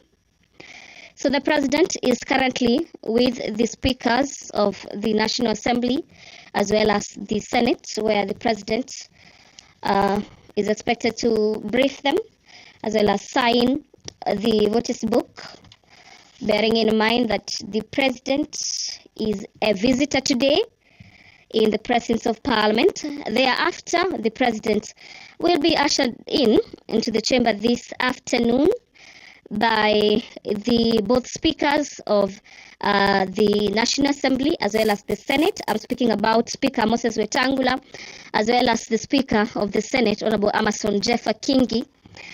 Before them will be the Sergeant at Arms, and here I mean the key bosses of the matters to do with the proceedings of the both houses of Parliament, technically making their way into the chamber this afternoon.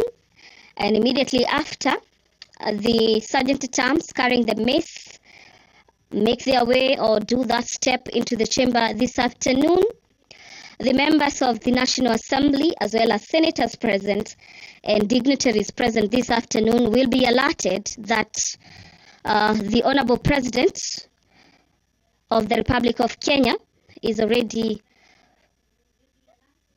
ready to get into the chamber this afternoon and do exactly that, which is the address of the nation that will be preceded by the announcement or probably the notification by the Speaker of the Senate as well as of the National Assembly, who are expected to do a convocation.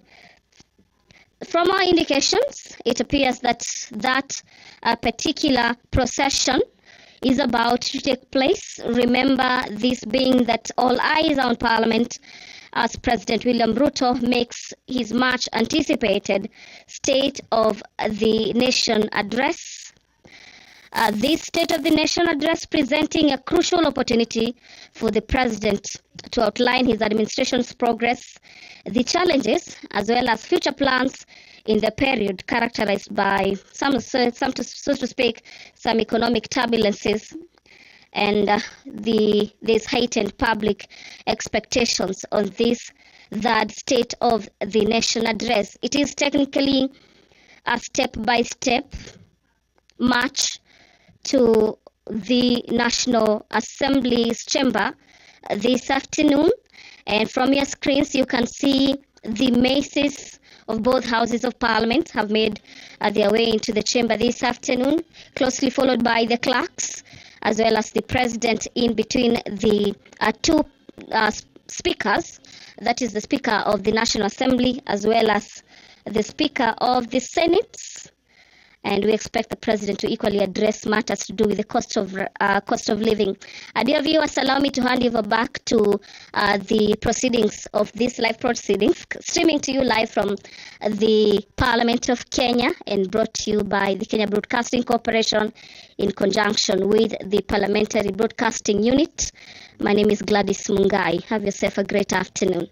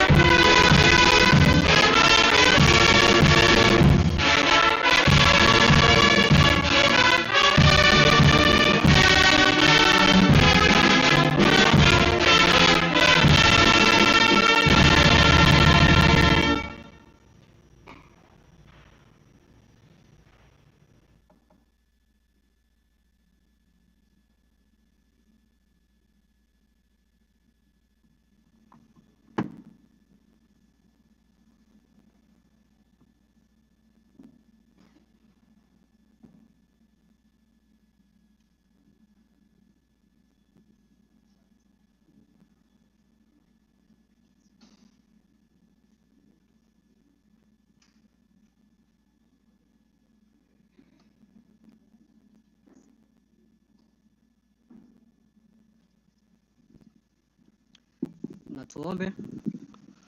Ewe Mwenyezi Mungu, twakusihi ututazame kwa neema nyingi na baraka, sisi watumishi wako ambao umeridhika kutuita kwa nyadhifa za uongozi katika jamhuri hii yetu. Twakuomba utuajalie tuyatende na kufikiria mambo yote yatakayofikishwa mbele yetu kwa njia ya haki na uaminifu, ili kustawisha amani, ufanisi na heri ya nchi yetu na wale ambao haja zao umezikabidhi mikononi mwetu. Amen. Tuketi.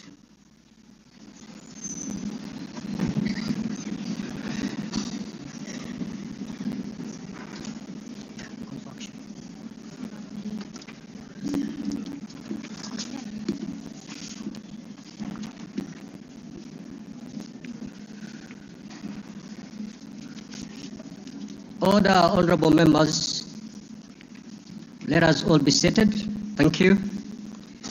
Your Excellency, Honorable Dr. William Samoei Ruto, CGH, President of the Republic of Kenya and Commander-in-Chief of the Defense Forces, the Right Honorable Dr. Moses Wetangula, AGH, MP, Speaker of the National Assembly, honorable members of Parliament, distinguished guests, ladies and gentlemen. Article 132, Sub-Article 1B of our Constitution provides that the President shall address a special sitting of Parliament once every year and may address Parliament at any other time. Article 132, Sub-Article 1C of our Constitution further provides that the President shall, among others, once every year report in an address to the nation all the measures taken and the progress made or achieved in the realization of the national values referred to in Article 10 of the Constitution. In addition, Article 240, Sub-Article 7 of the Constitution requires the President in his capacity as the chairperson of the National Security Council to report to Parliament annually on the state of security in Kenya. In this regard, the Chief of Staff and Head of Public Service via the letter dated reference EOP/CAB.26/4A, Volume 4, into brackets 178, and dated the 9th of September 2024, informed the Speakers of the Houses of Parliament of the intention of His Excellency, the President, to address Parliament. Consequently, and upon consultation, the address to Parliament by His Excellency the President was scheduled for today, Thursday, the 21st of November, 2024. Pursuant to Standing Order 25(2) of the Senate Standing Orders, I notified honorable senators of the place, date, and time of today's special sitting via Gazette Notice number 148/29, which was published in the Kenya Gazette on Friday, the 15th of November, 2024. Further, together with the Right Honorable Speaker of the National Assembly, I notified all members of Parliament and the general public of today's special sitting via notices placed in 3 local newspapers yesterday, Wednesday, the 20th of November, 2024. Accordingly, honorable members, this special sitting is properly convened. I thank you.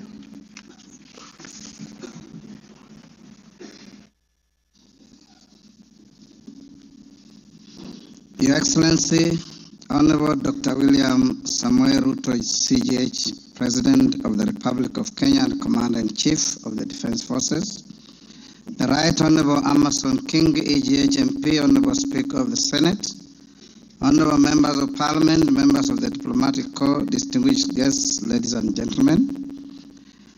Article 132(1)(b) of the Constitution requires the President to address the nation once every year and at any other time. Further, Article 132(1)(c) of the Constitution requires the President to once every year report in an address to the nation on measures taken and progress achieved in the realization of our national values. Additionally, Article 132(1)(c)(3) of the Constitution provides that the President shall submit a report for debate to the National Assembly on the progress made in fulfilling the international obligations of the Republic. In this regard, honorable members, By way of a message to the House, His Excellency the President conveyed his desire to address a joint sitting of the Houses of Parliament today, 21st November 2024.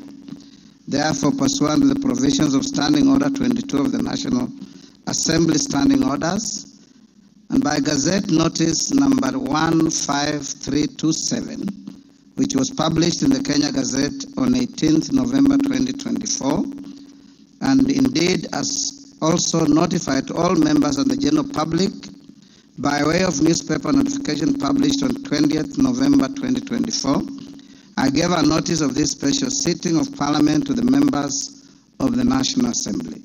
Accordingly, honorable members, this special sitting is properly convened.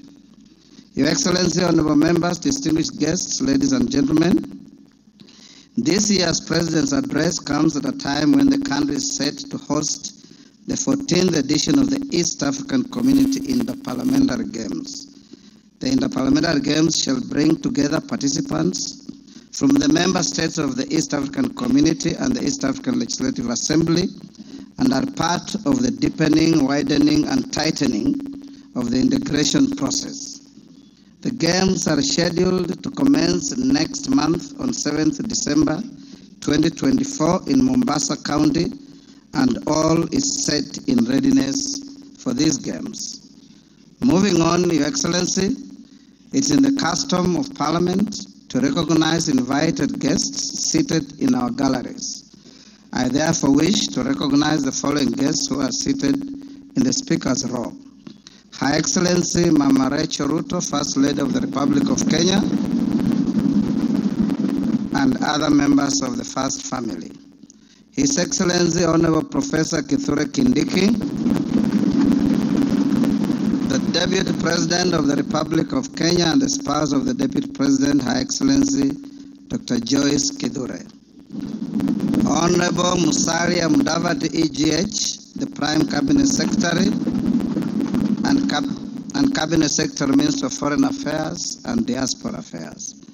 Your Excellency, honorable members, also present in the Speaker's row this afternoon are the Honorable Lady Justice Philomena Mbete Mwilu, MGH, Deputy Chief Justice and Vice President of the Supreme Court. She's accompanied by Honorable Justice Mohammed K. Ibrahim and Justice William Ouko, judges of the Supreme Court of Kenya.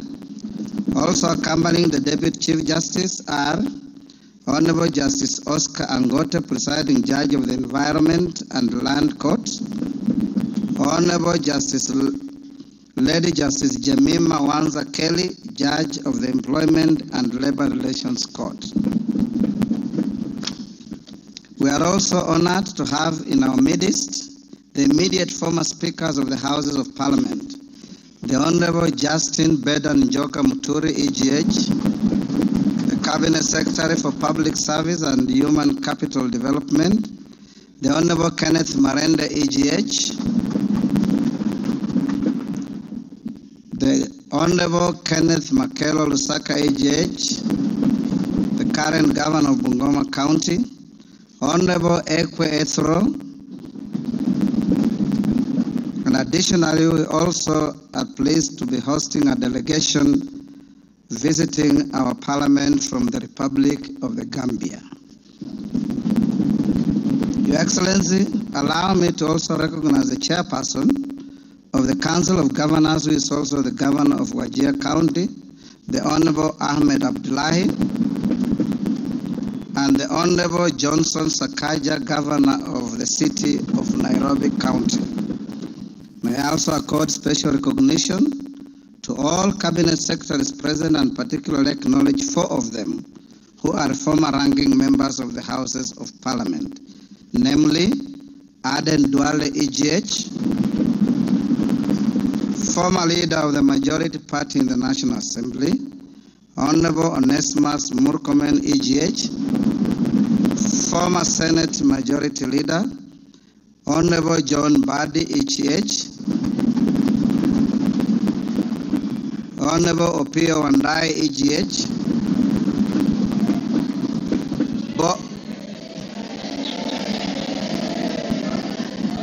both former leaders of the minority in the National Assembly. I need not mention that His Excellency the Deputy President is a former leader of majority in the Senate. I also acknowledge the presence of Mr. Felix Kosgei, Chief of Staff and Head of the Public Service, Principal Secretaries, members of the Diplomatic Corps, and heads of constitutional commissions and independent offices and state corporations present. They are all welcome to the House of Parliament. Your Excellency, I wish to make a special welcome to Parliament and mention the Chief of the Kenya Defence Forces, General Daniel Kahariri, who is present, and the respective service commanders, the Inspector General of Police, and other leaders of our disciplined forces who are seated at the Speaker's row. Parliament is grateful for your distinguished service to our great nation. To all invited guests, we say karibuni sana kwa bunge letu. Your Excellency, honorable members, distinguished guests, ladies and gentlemen, it is now my singular honor and privilege to invite His Excellency the President of the Republic of Kenya and Commander-in-Chief of the Defense Forces to address this special sitting of Parliament. Welcome, Your Excellency.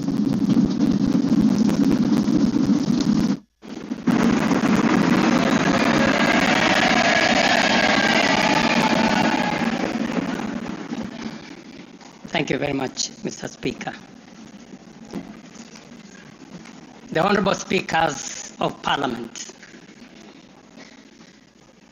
the Honorable Members, distinguished ladies and gentlemen, I'm honored to address you today in the fulfillment of the mandate vested in me under Article 1321C of the Constitution to report to you and to the people of Kenya on the measures we have taken and the progress we have made in realizing our national values and principles of governance, and to submit to you, honorable members, the progress made in fulfilling our international obligations.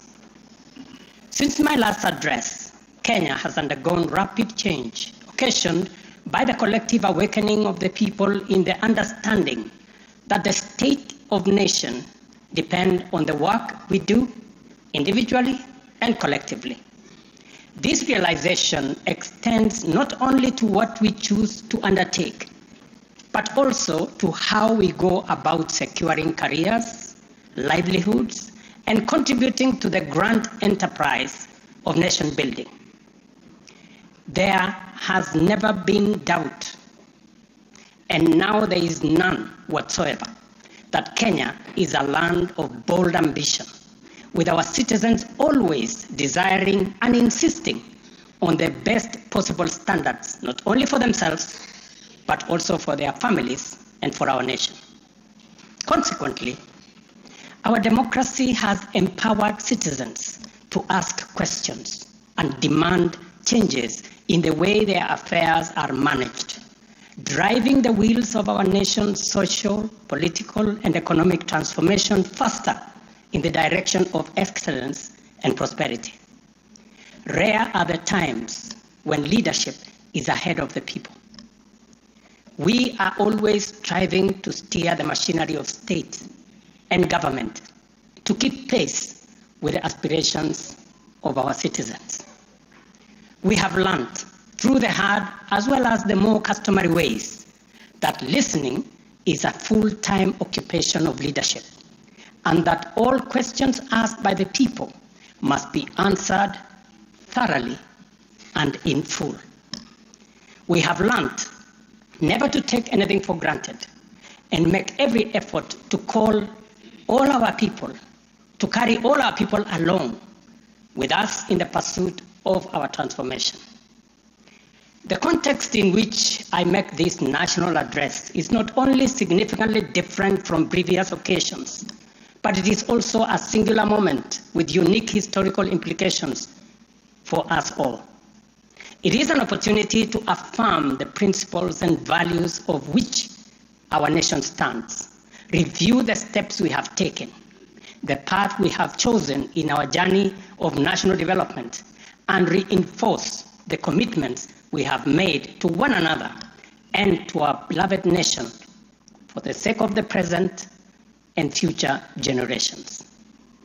I do not take this for granted, and with utmost respect and humility before this august assembly of the people's elected representatives, I desire to respond to the most pressing concerns that have been raised by Kenyans of all walks of life in recent months. To my understanding, the concerns and issues voiced by millions of Kenyans about the state of our nation deserve meaningful engagement, thorough understanding, and thoughtful response.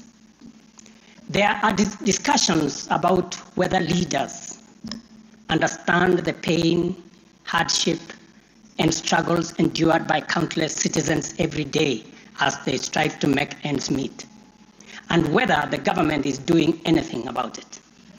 Similarly, many struggling Kenyans impatiently wonder, when will real money get to their pockets, and when will the jobs promised, which they deserve, become a reality?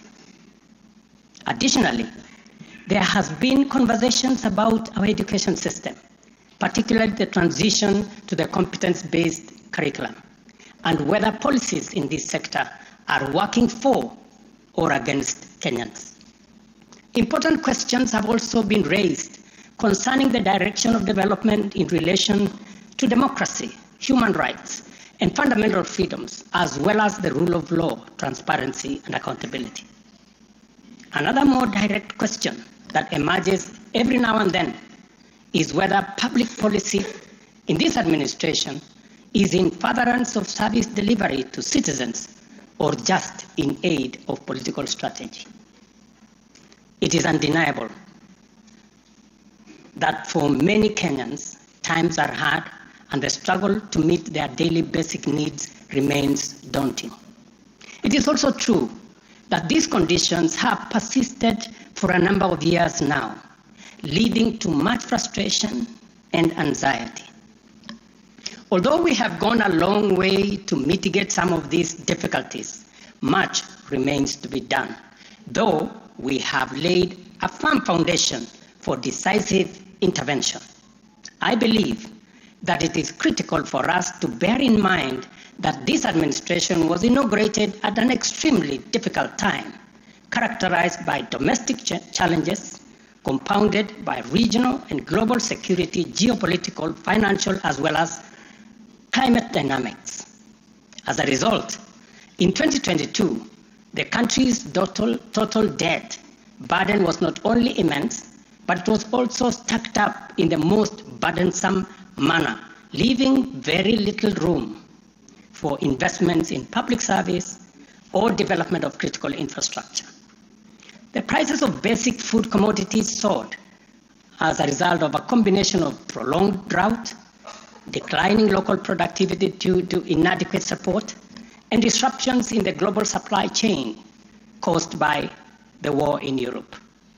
Kenya faced a crossroads of extremely difficult choices, where defaulting on our obligations would have significantly worsened an already perilous situation, and more borrowing was not an option. It was therefore essential for us to drastically reduce expenditure, mobilize as much as possible resources domestically, and curtail waste. As I informed the nation then, matters were going to get more difficult before they could get better. And we all had to tighten our belts and work hard under very unforgiving conditions. We had staked the fate of our ambitious bottom-up economic transformation agenda on easing the stress that the economy was in and the strain citizens underwent, while creating room for the implementation of our transformative interventions. Members, I give this background to underscore two very important facts. First, we haven't been watching helplessly and doing nothing as adversity took a toll on the economy and undermine the livelihoods and well-being of the people. On the contrary, we have been working tirelessly to steer the country away from the brink of unprecedented economic collapse and onto a more promising trajectory. The second point is that while we may not be where we would like to be, we are certainly not where we were 2.25 years ago. At the same time, the cost of living was substantially high, with prices of basic commodities beyond the reach of many households. Today, I'm proud to report that the macroeconomic indicators point to a positive turnaround and an upward trajectory. Allow me to highlight a few milestones that underscore this progress. The shilling has stabilized significantly, appreciating from Kenya shillings 162 to the dollar in February 2024 to Kenya shillings 129 today, a remarkable gain of 20%. This recovery has restored confidence in our financial markets and significantly reduced the cost of servicing external debt, creating fiscal space for our development imperatives. Inflation has declined dramatically from 9.6% in September 2022 to 2.7% in October this year, the lowest rate in 17 years. This achievement has been the consequence of favorable weather and our deliberate efforts to support farmers with affordable inputs, including subsidized fertilizer, leading not only to increased production but also productivity and lowering the prices of many cereals, including maize, pulses such as beans and peas. Our foreign exchange reserves have surged by US dollars 2.4 billion to hit a new record of US dollars 9.5 billion, providing a 4.8 month of import cover, the highest in 10 years. This resilience yields us or shields us from external shocks in the global economy and restores investor confidence. Ladies and gentlemen, interest rates are also trending downwards, reducing borrowing costs and freeing up fiscal space for growth-enhancing initiatives by business. Tax revenues have grown by 11.5% in the year to June 2024, reflecting the success of our tax-based expansion measures. The economy continues to grow steadily, recording a 5.6% growth rate in 2023, among the highest globally. We project 5% growth this year and 5.6% growth next year. Honorable members, our efforts to secure food security and stability are already bearing fruit.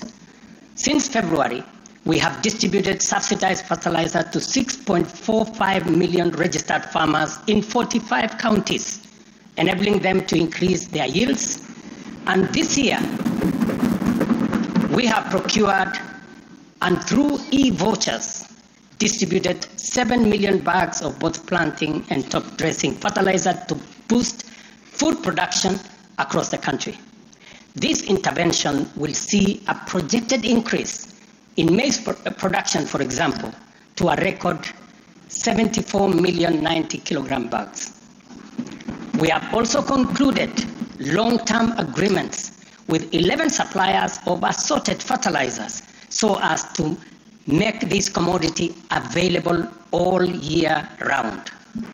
Fertilizer for the long rains season will be stocked in outlets nationwide, ensuring our farmers are ready to plant, grow, and produce. This forward momentum will not only increase our agricultural output, but also reduce our reliance on costly food imports, securing a more self-reliant and a more prosperous Kenya. This approach, rooted in my administration's policy to support production rather than subsidize consumption, has already made food more accessible, more affordable, to many households. Today, Kenya boasts substantial national stocks. 47 million bags of 90-kilogram bags of maize are in our stores. 8.8 million bags of beans, 10.4 million bags of wheat, and 2.1 million bags of rice. Slowly but surely, we are building a food-secure Kenya, where families need not to worry or worry less about their next meal. In the sugar sector, we have achieved a historic milestone. All 17 sugar factories across Kenya are now operational, producing at impressive levels, while 4 new sugar factories are under construction. In July alone, domestic sugar production reached 84,000 metric tons, surpassing the national monthly consumption average of 40,000 metric tons. For the first time in recent history, Kenya is producing enough sugar to meet our local demand. This success is attributed to many factors: subsidized fertilizer for sugarcane farmers, an additional 500,000 acres that has been brought under production, and improved management of the sugar sector, which have revitalized production and brought the industry back to life. I just signed, as you know, the new sugar laws to provide further policy guidance as we seek to be a sugar exporting country shortly.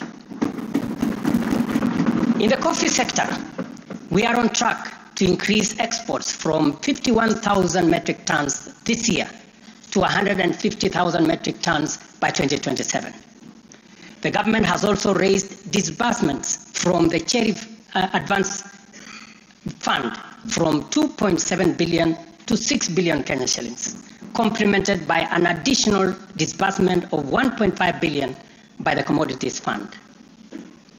Average prices at the Nairobi Coffee Exchange have risen by 25%. And in the last financial year, the country produced and exported 48,000 metric tons, earning farmers Kenya shillings 25 billion. Additionally, 320,000 bags of fertilizer have been allocated specifically for the coffee sector, and we will be working with cooperatives to make sure this fertilizer is distributed at the nearest possible destination to the farmers. These interventions are expected to boost smallholder farmer earnings from Kenya shillings 300,000 to 500,000 per acre annually by the year 2027. The dairy sector remains a vital value chain with a quick turnaround impact on households in the economy. The government of Kenya has released and you members approved 3 billion shillings to modernize the new KCC, ensure farmers are paid on time, and maintain a high price of Kenya shillings 50 per litre. As a result, intake to KCC has increased from 100,000 litres a day to 220,000 litres a day by last month. Other strategic interventions include the extension of duty-free imports for feed manufacturing raw materials, subsidized artificial insemination services, and the reduction of sexed semen costs from 7,000 to 2,900 through the Kenya Animal Genetic Resource Center. These measures have led to a 14% increase in milk production from 4.6 billion litres in 2022 to 5.2 billion litres in 2023, with projections exceeding 6 billion litres this year. The value of exported dairy products has nearly doubled, rising from Kenya shillings 4.8 billion in 2022 to Kenya shillings 7.2 billion in 2023. These gains demonstrate how targeted policies can deliver tangible benefits to dairy farmers and drive growth in our economy. Honorable members, by 2022, the education sector was in a crisis with a lack of clarity in transition to the competence-based curriculum, a shortage of 110,000 teachers, and 23 out of 40 public universities were technically bankrupt and at risk of closure.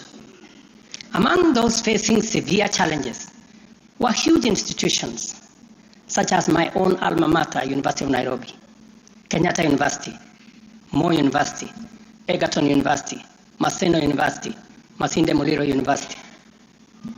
To address this issue in our education sector, we have already hired, as you know, members, 56,000 teachers and are in the process of recruiting another 20,000 by January next year. We have also ensured the seamless transition of learners from primary to junior secondary and domiciled grades 7, 8, and 9 in primary school, optimizing the use of existing infrastructure, ensuring the safety of young learners, and protecting parents from the high costs associated with boarding schools far away. Recognizing the financial challenges faced by our universities and TVETs, we introduced a new student-centered higher education funding model. This model gives priority to the most vulnerable students, offering them up to 95% government support, while also pulling our universities back from the brink of collapse. The remaining challenges for a few universities, like Moi University, are related to internal administrative and governance issues, which I have given firm instructions that they should be addressed. To further enhance access to higher education, we launched the Open University of Kenya, and this House approved that exercise, paving the way for more students to achieve their academic goals. The institution's first cohort of students is scheduled to graduate next week on the 29th of November 2024. Honorable members, universal health coverage is a cornerstone of our transformation agenda and a matter that touches every Kenyan family. Despite health being a devolved function, we acknowledge the immense financial burden that comes with health. Counties have struggled with shortages of medicine, equipment, sometimes staff, hindering service delivery and leaving countless Kenyans with suboptimal access to healthcare. It would have been easy for me to step back and leave this responsibility to counties alone.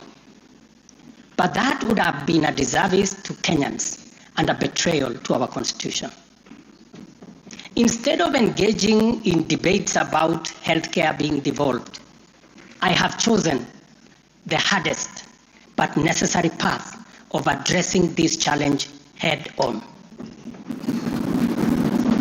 Health delivery is not just about fulfilling a constitutional mandate by whatever level of government. It is about ensuring that healthcare is not a privilege for the few who can afford and a pipe dream for the many who cannot. For years, NHIF was saddled with debts and inefficiencies, and healthcare was being severely and negatively impacted. For far too long, too many households have lived on the edge, just one illness away from financial catastrophe. Our healthcare system has historically neglected the poor and vulnerable, leaving them without any option, while private sector medical covers remained out of reach for the majority. This is precisely what we will correct through the provision of universal health coverage. This agenda is not just about a promise. It is about a bold commitment to deliver health through transformative financing reforms, making healthcare accessible and affordable, digitizing our healthcare services to enhance efficiency, eliminate fraud, and stop corruption, and to empower a skilled and motivated health workforce. To honor our commitment on the universal health coverage, I signed into law 4 groundbreaking legislation on the 19th of October, passed by this August House. The Social Health Insurance Act replaced the outdated National Hospital Insurance Fund and established the Social Health Authority, which oversees 3 essential funds. This modern framework ensures that every Kenyan, especially the most vulnerable, can access quality healthcare services when they need it most. The shift from the National Health Insurance Fund model to Taifa Care is fundamental and radical in both scale and character. NHIF, if I give you a bit of example, NHIF served a few salaried Kenyans and those who could afford to pay. But Taifa Care covers every Kenyan, regardless of employment or financial status. Secondly, despite serving a limited class of citizens, NHIF nevertheless accumulated billions of shillings of debt because of misalignment between contributions and the actual cost of healthcare. Taifa Care has undertaken an accurate costing of all healthcare-related goods and services in order to provide timely, effective, and efficient service to every Kenyan that is affordable. Additionally, the NHIF had a waiting period lasting between registration and eligibility for service. I think it was like about 3 months. Under Taifa Care, citizens are eligible for all services upon registration. I therefore urge every Kenyan to take the most important step in securing dependable health care for themselves and their families. Register. Register now or at the earliest possible opportunity. Honorable members, for the first time in our nation's history, free primary health care is increasingly becoming available at dispensaries, health centers, and hospitals. Ambulance and emergency services are also slowly but surely being made available at no fee. Under Taifa Care, we have introduced a comprehensive benefits package that brings specialized care such as cardiothoracic surgery within reach for many Kenyans without the burden of financial strain. Through the Digital Health Act, we are revolutionizing healthcare delivery. Every step of the process, from registration, eligibility checks, to claims, is now digitized.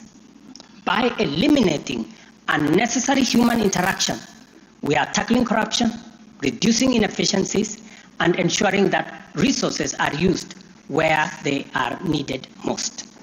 As a result, the good news, SHA will pay all October claims in full by next week. And it will continue like that going into the future. To date, over 15 million Kenyans have enrolled in Taifa Care, and more than 60% of employers have successfully transitioned into its framework. The newly established Social Health Insurance Fund empowers citizens to contribute towards accessing a broad range of healthcare benefits. This represents a seismic change from the old reactive healthcare model to a forward-looking system that prioritizes prevention and preparedness. Once the transition from NHIF is complete and SHIP becomes fully operational, Kenya will have a healthcare system that guarantees dignity, peace of mind, and equitable access for every citizen for the first time in our 60 years of independence.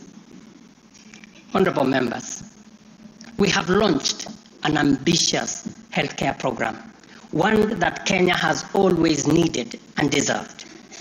Like any major transition, there are challenges, but I promise you, we are fully committed to making the system work. As we roll out this program, we are listening to citizen voices and collaborating with counties to deliver better healthcare services.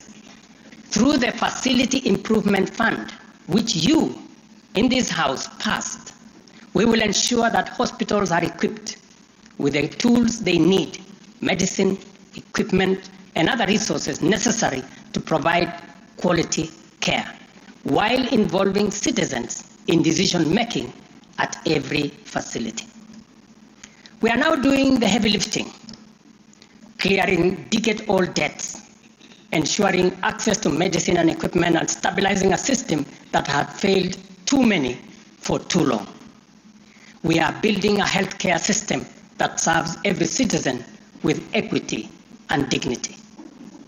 Over the past month, we have disbursed Kenya shillings 5 billion to settle historical debts owed to the public, private, and faith-based medical facilities, some of which have been pending for over a decade. Another 3.7 billion will be disbursed tomorrow. This underscores our commitment to ensuring uninterrupted delivery of healthcare services, and we will continue to clear the remaining balances in a phased-out approach over the coming months. This sustained effort aims to restore confidence in the healthcare system and ensure seamless access of quality services. Honorable members, there is a compelling body of data projecting that not only is the future of humanity urban, but also that Africa has the fastest rate of urbanization.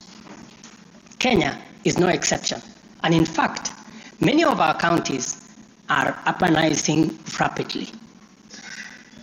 Dear Kenyans, we have a date with an urban future, and the only choice we have is what this urban future will look like. Will it be characterized by decent, dignified, safe, and livable neighborhoods and communities? Or will it be haphazard, unsanitary, unsafe slum dwellings? This is the fundamental question that our affordable housing plan seeks to answer. Kenya has a serious housing deficit, and the cost of housing is beyond the reach of the majority. While the social and economic efforts of this shortage are far-reaching, rent as a component of the cost of living is unsustainable. People are forced to choose between enduring long, punishing commutes to faraway homes or taking up less desirable spaces within reach.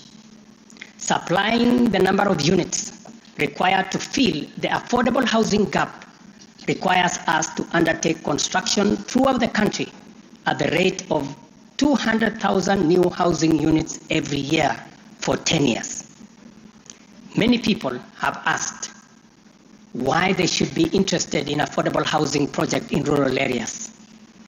If you look around, you will witness the signs of our urban future. Land sizes are becoming smaller as the population grows in rural agricultural areas. To protect agriculture and food security from the effects of uncontrolled land fragmentation, urbanization must be planned and must be controlled. And the affordable housing program is therefore a vital component of integrated land use planning and development program that we are implementing throughout the country and in every county. Each unit of housing drives demand for different types of labor, professional services, and materials, bringing laborers, masons, bricklayers, artisans, electricians, and carpenters, as well as architects, engineers, and quantity surveyors, lawyers, real estate economists into the equation. Affordable housing is also a major opportunity for manufacturers, developers, and other industries. In other words, the economic boost from housing pillar of our bottom-up economic transformation agenda is significant and undeniably much needed.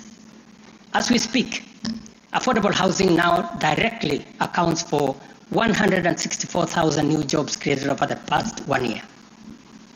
Honorable members, today marks a significant milestone in our journey towards providing decent and affordable housing for all. After 2 years of hard work under the Affordable Housing Program, I am proud to announce, and you have seen it in the newspapers, the launch of the sale of the first 4,888 housing units, now in completion, across 21 social housing projects. These units, comprising studios, 1-bedroom, 2-bedroom, and 3-bedroom homes, are tailored to meet the needs of our people, offering 1,041 social housing units, 2,133 affordable housing units, and 1,714 affordable middle-class housing units in 24 counties. I invite every Kenyan above the age of 18 to join this historic journey towards home ownership. Guided by our principle of fairness, one ID, one house, every eligible Kenyan is encouraged to express interest, visit these developments, view the show houses, and engage with on-site staff who are already too willing to assist. The allocation process will be transparent and equitable, ensuring that every qualified applicant has an equal opportunity to own a home. Honorable members, as part of the government's endeavor to build a nation grounded in intergenerational equity, opportunities, and empowerment for all Kenyans, we have made significant strides in implementing another key pillar of our manifesto, labor migration. This initiative seeks to harness Kenya's abundant human capital by creating meaningful job opportunities abroad, empowering our citizens, and positioning Kenyan talent on the global stage. Since July 2023, we have successfully facilitated employment of 105,367 Kenyans across multiple countries in a wide range of jobs. These opportunities span professional, semi-skilled, skilled, and unskilled sectors, including positions for nurses, teachers, and chefs. The National Employment Authority, the lead agency driving our ambitious initiative to create jobs opportunities for qualified Kenyans locally and internationally, currently has a role of 560,000 job openings worldwide. I have encouraged many members to participate in this space. Our focus extends beyond destinations such as the United Kingdom, Canada, Australia, Bahrain, Oman, United Arab Emirates, Germany, Saudi Arabia, Kuwait, and Qatar. We are also expanding our reach by actively negotiating bilateral labor agreements with new potential markets, including Russia, Poland, and Jordan. These efforts are driven by our commitment to open up new pathways for employment, ensuring that Kenyans are well represented in the global workforce.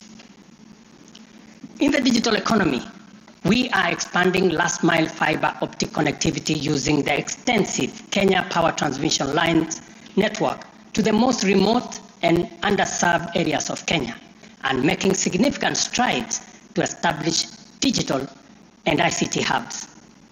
This has created a foundation for digital transformation, enabling IT economy workers, young digital creators, and entrepreneurs to access a wealth of opportunities locally and globally. By bridging the digital divide, we are empowering our youth to compete on an equal footing in the global marketplace and showcasing Kenya's ingenuity and innovation. I congratulate members of this August House for being part of this grand digital plan. Your support, encouragement, and effort is duly recognized. We have also prioritized the empowerment of individuals within the informal sector by unlocking their potential through targeted investment. This includes accessible loans, capacity building programs, and regulatory reforms designed to ease growth. A notable achievement is the partnership with the banking industry, which I participated in a month ago. This extended an additional 150 billion in loans to micro, small, and medium enterprises, complementing the government's efforts to nurture this vital sector. On financial inclusion, we have made remarkable progress through the Hustler Fund. To date, this innovative initiative has disbursed Kenya shillings 60 billion, benefiting 24.6 million Kenyans and mobilized over 3.3 billion in savings. The fund maintains a repeat customer base of 8.5 million beneficiaries with a repayment rate of 79%. To mark the fund's second anniversary, we have taken a bold step by launching a third product specifically tailored for small and medium enterprises.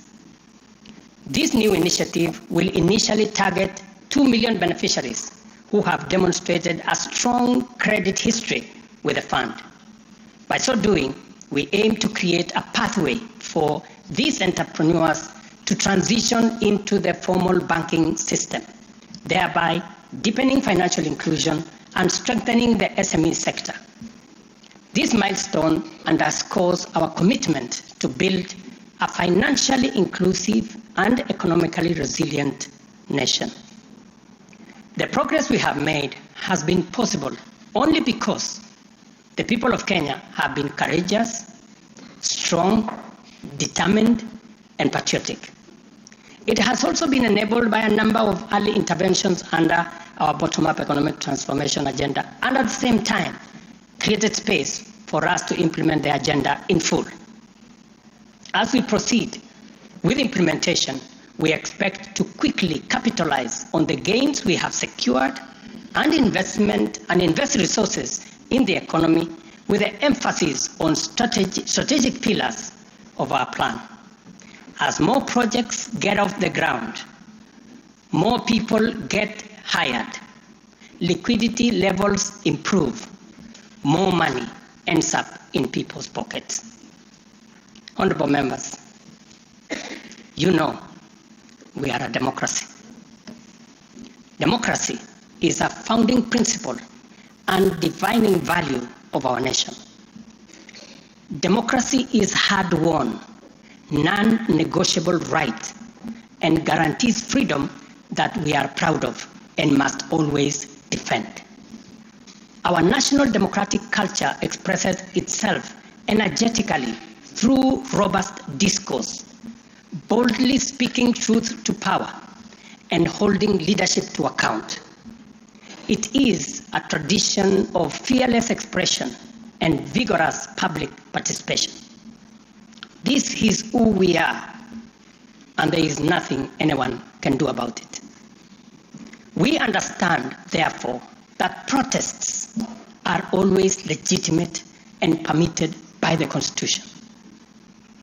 Protests are conducted by citizens who are peaceful and unarmed. Assemblies, demonstrations, and picketing to advance constitutionalism, increase accountability, and defend the rule of law are constitutional imperatives. Conversely, mobilization in pursuit of criminal agenda, chaos and anarchy are explicitly forbidden because we all have a duty to defend our republic, our constitution, and the rights of all people. The government, in particular, must remain vigilant at all times against modern threats to the sovereignty and territorial integrity of our nation, as well as public order, peace, and security. In this digital era, characterized by transformative innovations, including artificial intelligence, it has never been easier to inform, educate, and entertain the people. At the same time, it has never been easier to misinform, mislead, disinform, incite, and alarm the public. Criminals and subversive elements who infiltrate and hijack peaceful protests are a threat both to legitimate protesters and to the public. Incidences of violent criminality in the name of protests, threaten the safety of innocent people, public assets, private property, and the social order. The tension here is stark. We have a democracy which we are proud of, must defend, and should deepen by all means. And at the same time, we have citizens whose lives, rights we must protect, and a nation whose security, stability, and prosperity we must safeguard.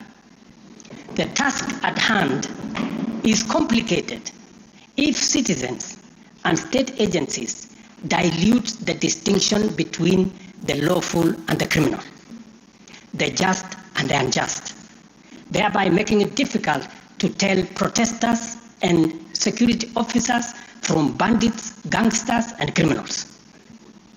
It is only by following the law that we are able to achieve our aims and apportion accountability properly. It should not be possible for robbers and looters to escape accountability by claiming that they were taking part in a protest. Likewise, it should not be possible for security officers to wound, maim, or even kill citizens and claim that they were engaging violent criminals. We all have a duty to make the necessary distinction and to do so clearly to protect democratic expression and guarantee public safety and security.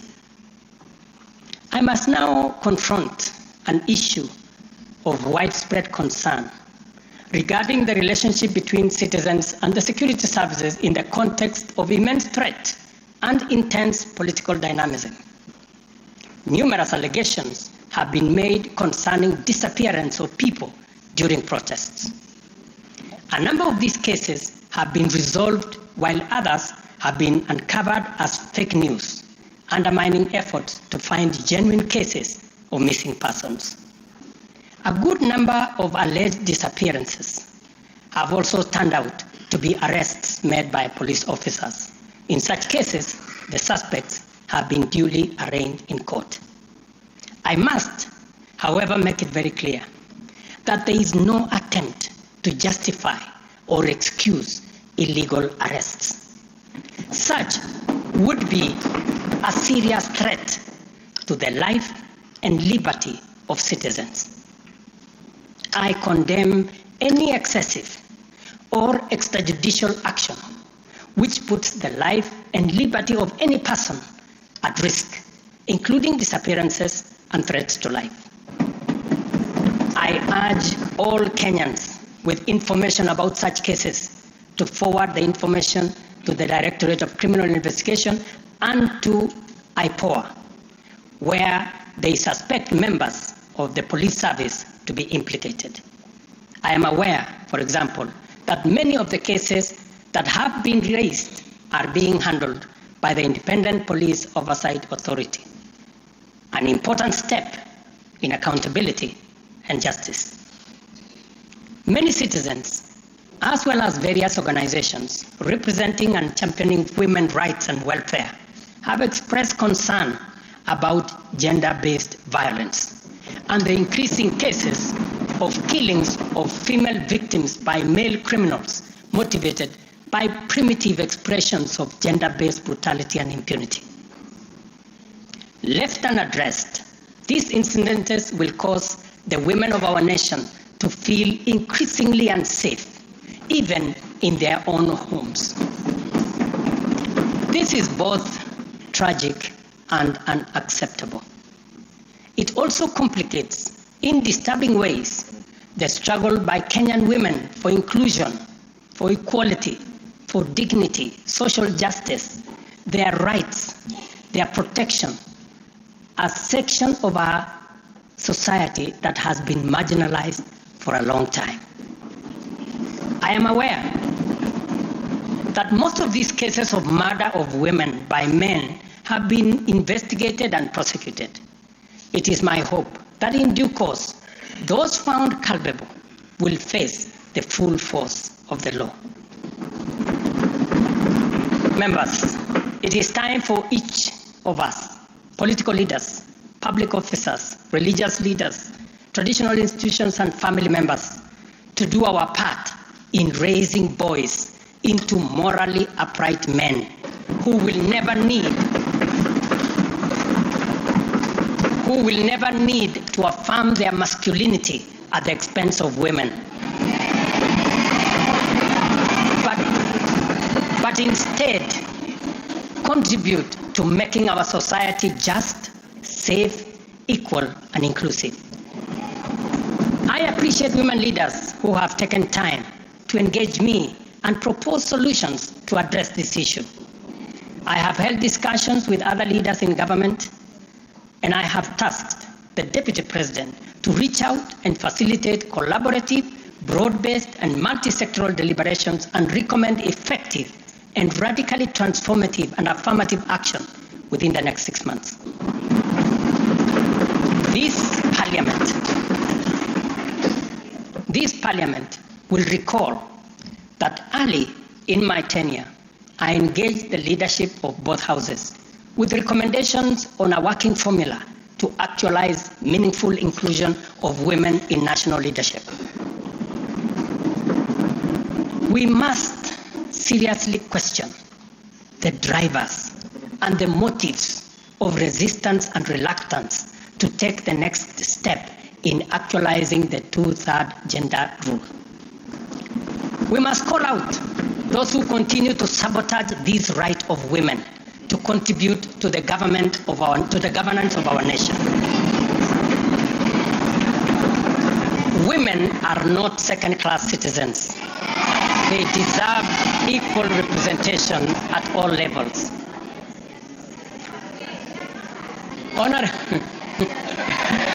Honorable members,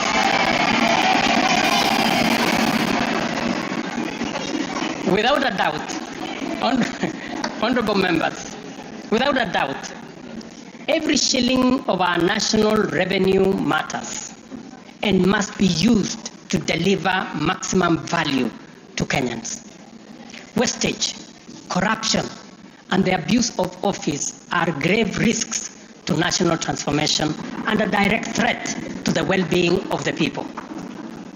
I have given my full commitment to serve as a responsible steward of public resources. To begin with, I have championed the automation and digitization of government services and revenue collection to promote transparency, seal loopholes that lead to revenue losses, enhance accountability, and eliminate opportunities for corruption, therefore improving efficiency, transparency, and integrity. I am delighted to report to this House on the dramatic improvements we have recorded by automating and digitizing our revenue collection and service delivery through eCitizen. We have so far digitized 20,855 government services, up from 350 in 2022, representing an increase of almost 6,000%, while we have significantly improved revenue collection. Take the case of Kenya Wildlife Service, whose total revenue for the year ending June 30th, 2023 was 5.3 billion. But after implementing a digital revenue collection system, the revenue grew to 7.6 billion in the year ending June 30th this year, representing a 43% increase. This initiative alone has firmly put KWS on the path to self-sufficiency, freeing the corporation from reliance on exchequer support. I commend the teams at KWS, as well as all other government institutions that have leveraged technology and the digitization process to improve revenue collection. Under the Digital Health Act that you members passed in this House, we are determined to enhance efficiency and transparency provided by technology in the provision of healthcare services to eliminate fraud and fake claims. Tax revenue mobilization by the Kenya Revenue Authority, starting with its customs revenue system, is equally being worked on to ensure that revenue leaks are eliminated.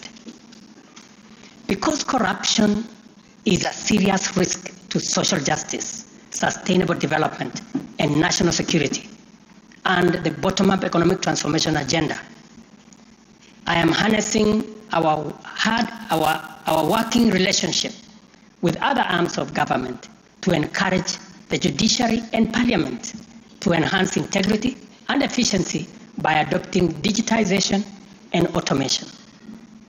As I do so, I must caution that all these measures will only achieve intended results if, and only if, the institutions charged with combating corruption and promoting efficiency and integrity stop hiding behind the transparent screen of independence and rise up to meet the people's expectation on matters integrity.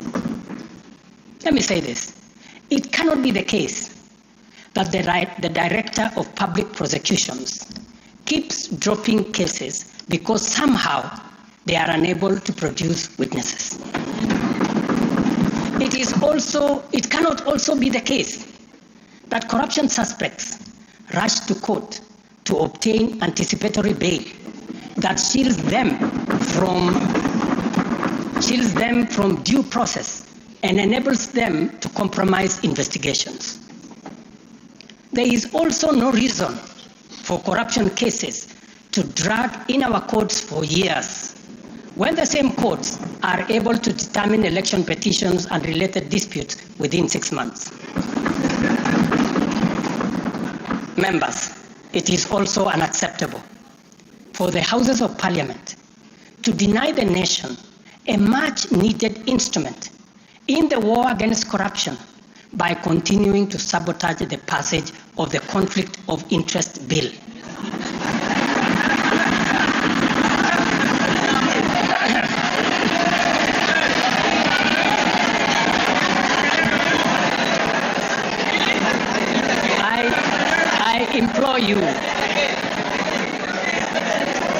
I implore you, honorable members, to stop dragging your feet on this bill, unless, my friends, there is a conflict of interest in the passing of the conflict of interest legislation.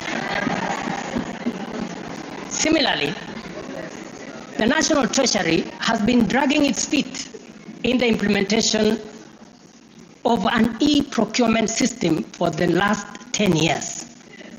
Today, I have directed the National Treasury to roll out the e-procurement system by the end of the first quarter of 2025 and ensure that going forward, only procurement undertaken through this system is sanctioned and paid for. Of the many difficult assignments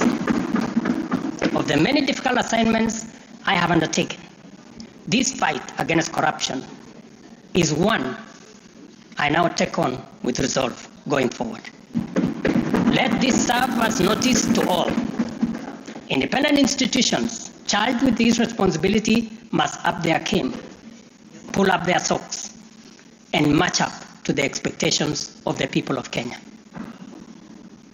Honorable members, I have stated in the past and now reiterate today that in the face of undisputed evidence or credible information on corruption, I will not hesitate to take decisive action. Accordingly, I now direct, in furtherance of the principles enshrined in Article 10 of the Constitution on transparency and accountability, and based on new information provided by investigative agencies and partner nations, that the procuring agencies within the Ministry of Transport and the Ministry of Energy and Petroleum immediately cancel the ongoing procurement process for the JKIA expansion public-private partnership transaction.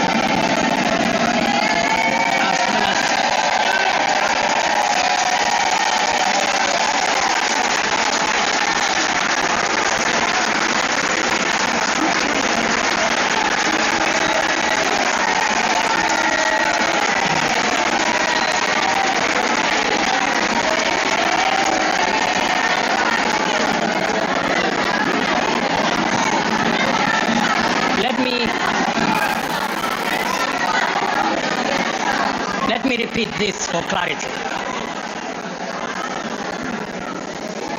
I have said that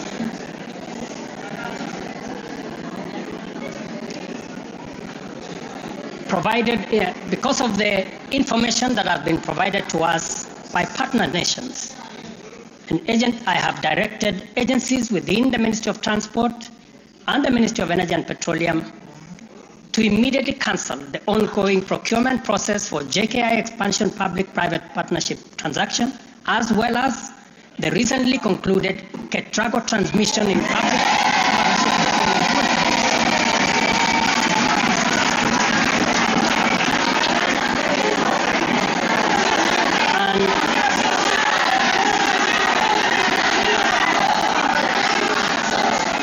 and immediately commence the process of onboarding alternative partners, because these are important projects. Honorable members, the work of taking our nation forward is our collective responsibility as citizens. For this reason, we value the contribution of all, whether they come in the form of support or encouragement, suggestion or proposal, criticism or protest. I believe that the most powerful component of leadership is listening and learning. Therefore, I engage with you and listen to all citizens, their elected leaders, public officers, administrators, teachers, and other professionals, learners and the youth, farmers, fisherfolk, pastoralists, traders, craftsmen, artisans, nurses, doctors, community health promoters, and workers across all types of sectors in every sector. I listen too to religious leaders, the civil society, industrialists, entrepreneurs, and professionals. Their contributions and everyone else's have my full attention and commitment to respond through positive, affirmative action that takes the national transformation endeavor forward. I commit to continue listening and acting, to engage, debate, deliberate with you, and to take your input into consideration in serving our nation. By design, the bottom-up economic transformation agenda is defined by its capacity to elicit feedback in the course of implementation and incorporate the same in making improvements and further progress. With every input from stakeholders, our ability to drive progress increases. By listening to you and to every Kenyan, I am able to serve this nation better. As we take part in this necessary discourse, I want to make one thing very clear. I am fully invested in the success of the strategies, policies, programs, and projects under our plan. For this reason, I am committed to do all it takes and work with every willing Kenyan until we succeed, because failure is not an option. Given the challenges our nation has faced, it has become clear, honorable members, that overcoming these obstacles requires the collective energy, the collective wisdom, ideas, and goodwill of Kenyans of all political, cultural persuasions, religious beliefs, and walks of life. The wisdom of entrenching national unity and inclusivity as a national value in our Constitution is clearly evident. Our diversity is our source of power.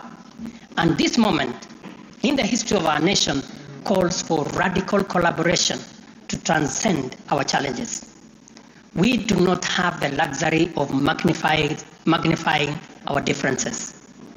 It is time for all of us to pull together and usher the nation into the future of our dreams. With this in mind, I initiated extensive consultations with leaders from across all divides, public and private. Through these engagements, we resolved to reimagine unity and inclusivity and harness the full potential of our nation through bipartisanship, which culminated in the formation of the broad-based cabinet.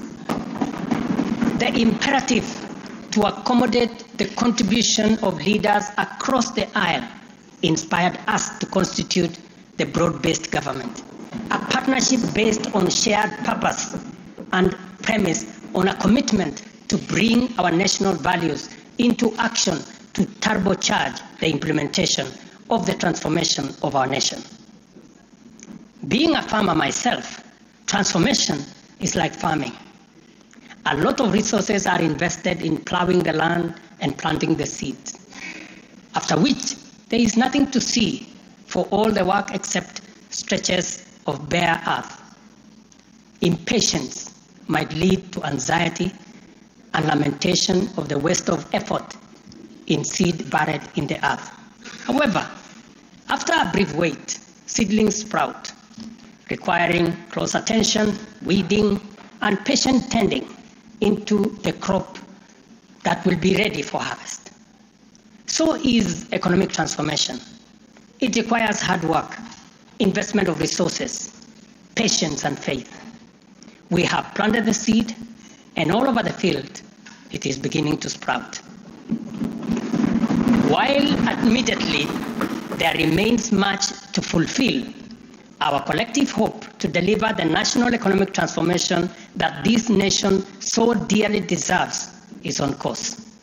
I am proud to declare that we have also made undeniable progress in building on the strong foundation laid in previous years and getting the National Development Project off the ground. Honorable members, from the reports that I have the honor to table for your consideration and debate, there is reason to be optimistic that our forward march is unstoppable and that our capacity and commitment to live and work by our national values and principles of governance are stronger than ever before. Our nation is a proud member of the international community, making our contributions to the global progress boldly and with great determination. We stand collectively facing the dawn with confidence that our expectations of a bright daylight is not in vain. In summary, honorable members, and all fellow citizens, the state of our nation is resilient. And now, honorable speakers, it is my pleasure to submit to Parliament the following 3 reports as required by the Constitution. Number 1 is the report on all measures taken and progress achieved in the realization of national values. The second, report on progress made in fulfilling the international obligations of the Republic of Kenya. And the third, report on the state of our security. Now, therefore, I hand over the reports to the Speaker of the Senate and to the Speaker of the National Assembly. Thank you all. God bless you, and God bless Kenya.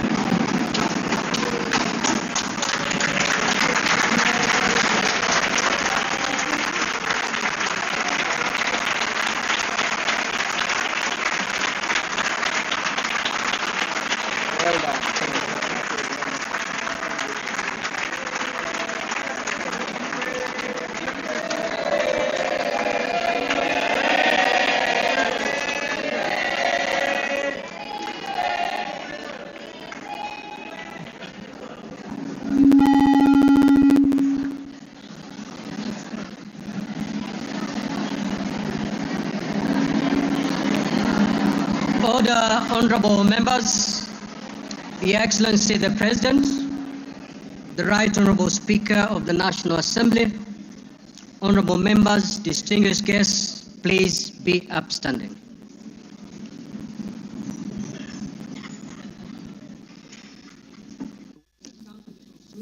Business of the day, and it is now time to adjourn. The Senate stands adjourned until Tuesday, the 26th of November, 2024, at 2:30 p.m. in the Senate chamber. Honorable members of the National Assembly, the National Assembly now stands adjourned until Monday, 25th November 2024 at 2:30 p.m. May I also take this